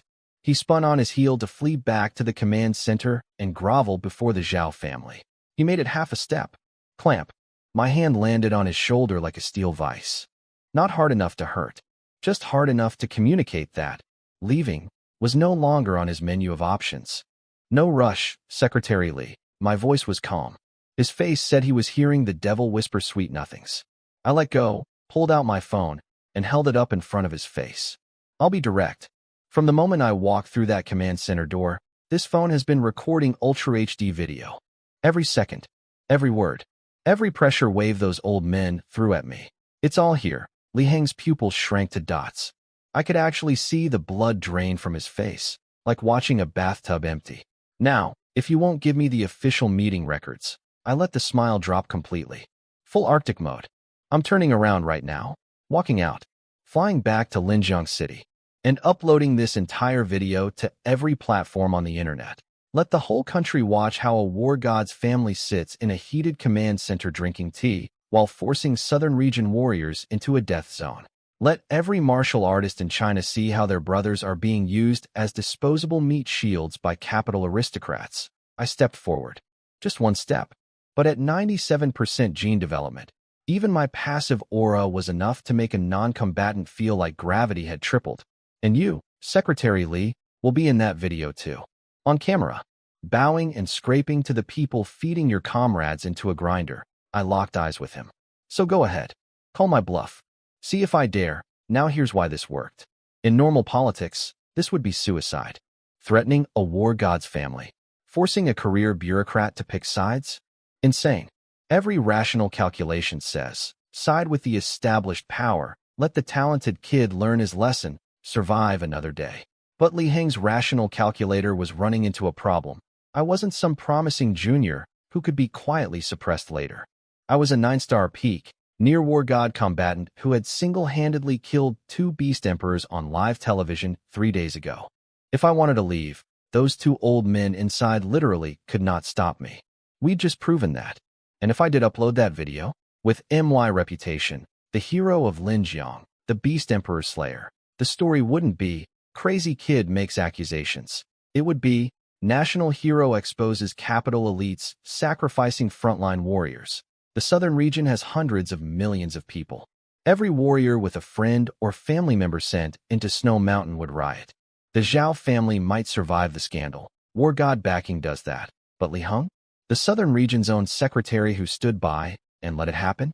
He'd be the sacrificial lamb, fed to the public to calm the rage. Career over. Life over. Done. Li Heng was shaking, sweating in sub-zero weather. His entire future balanced on the next 3 seconds. Sun Wanyu was standing next to me having her own crisis. Her eyes were the size of teacups. He insane. In her plan, the smart move was to leave gracefully, fly back to the capital, make some calls, pull some strings, figure out what the Zhao family was really after, and deal with this through proper channels over weeks or months. My plan was to kick the door down, record everything, threaten nuclear escalation, and force a resolution in the next 5 minutes. Her dictionary had strategic patience. Mine had table flip. She was about to grab my arm and talk me down when I turned to look at her. And I gave her the look, not the flirty look, not the I'm about to do something crazy grin. Just calm, steady. A pair of eyes that said 2 words, trust me. Her heart, which had been trying to escape through her throat, suddenly settled, like someone had pressed a mute button on her panic. She looked at my face, the jaw, the confidence, that absolute unshakable certainty, and her rational objections just dissolved. She bit her lip. How did I end up on this maniac's ship? Because that's what this was. She'd boarded the SS Chunyi, and there was no getting off. Back in the command center, she'd merged her spiritual power with mine to push back against 2 9-star elders. In the Zhao family's eyes, she and I were already a package deal. A unit. Co-conspirators. If she abandoned me now, she wouldn't be the neutral inspector who stayed out of it. She'd be the traitor who helped the rebel and then tried to run. The Zhao family would crush her just as hard. So there was really only one option. Fine. I got on your crazy boat. Might as well ride it to the end. She looked at me with an expression that mixed, I'm going to die because of you, with, but somehow I don't mind, and set her jaw. All in. 2 against a war god's family. Armed with a phone video and absolutely zero self-preservation instinct. Let's see who blinks first. The hallway was silent enough to hear snowflakes land. Li Heng's brain was running at maximum RPM, desperately searching for an escape route. I could literally see the thought form behind his eyes. What if I just grabbed the phone? Then his eyes met mine, and that thought died faster than a beast in my blast radius. Grab? With what? This man has been stuck at 6-star peak for 20 years. I just bounced 2 9-star grandmasters combined pressure like it was a beach ball. He'd have better odds arm wrestling a hurricane. I watched him process the math. The age math. The power math.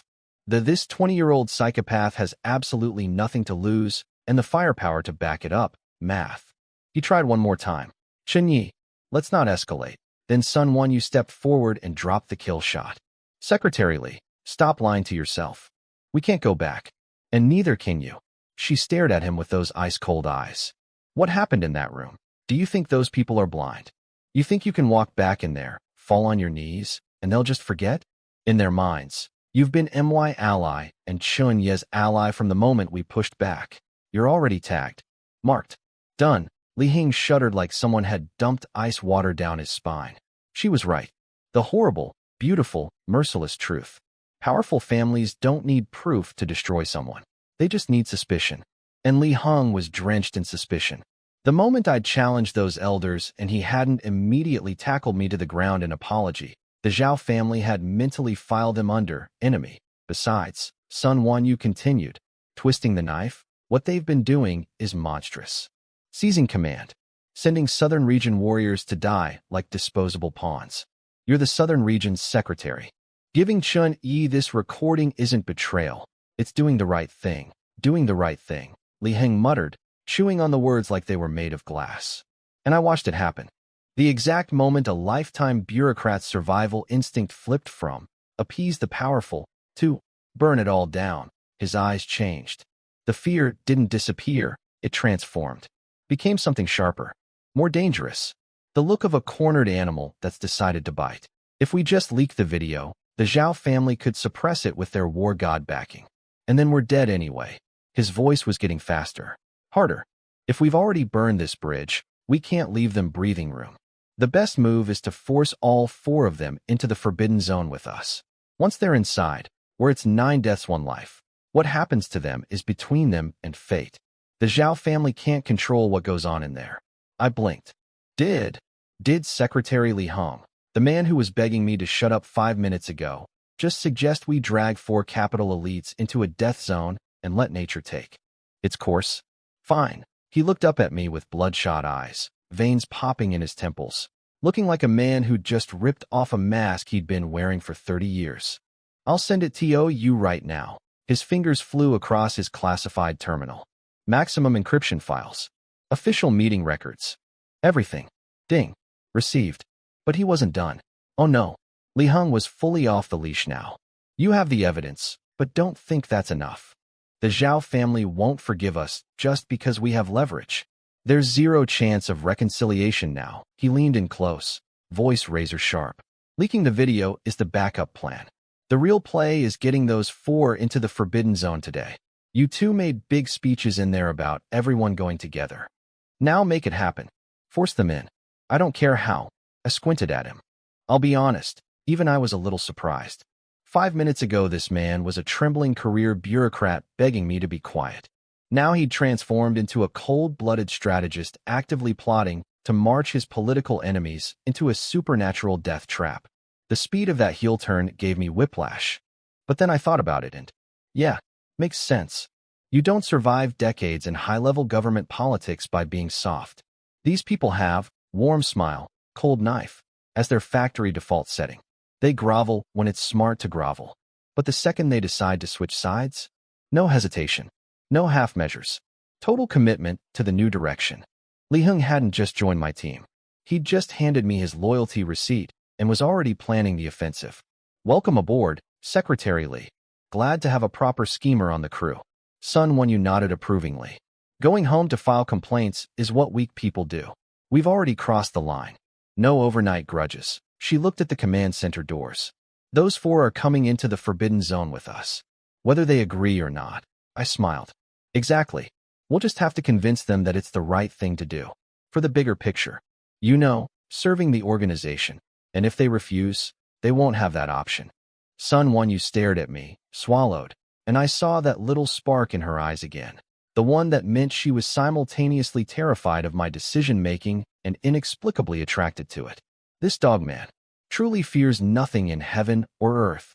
That's right, Teacher Sunday. Now let's go back inside and give those capital aristocrats a lesson in organizational compliance. With extreme prejudice.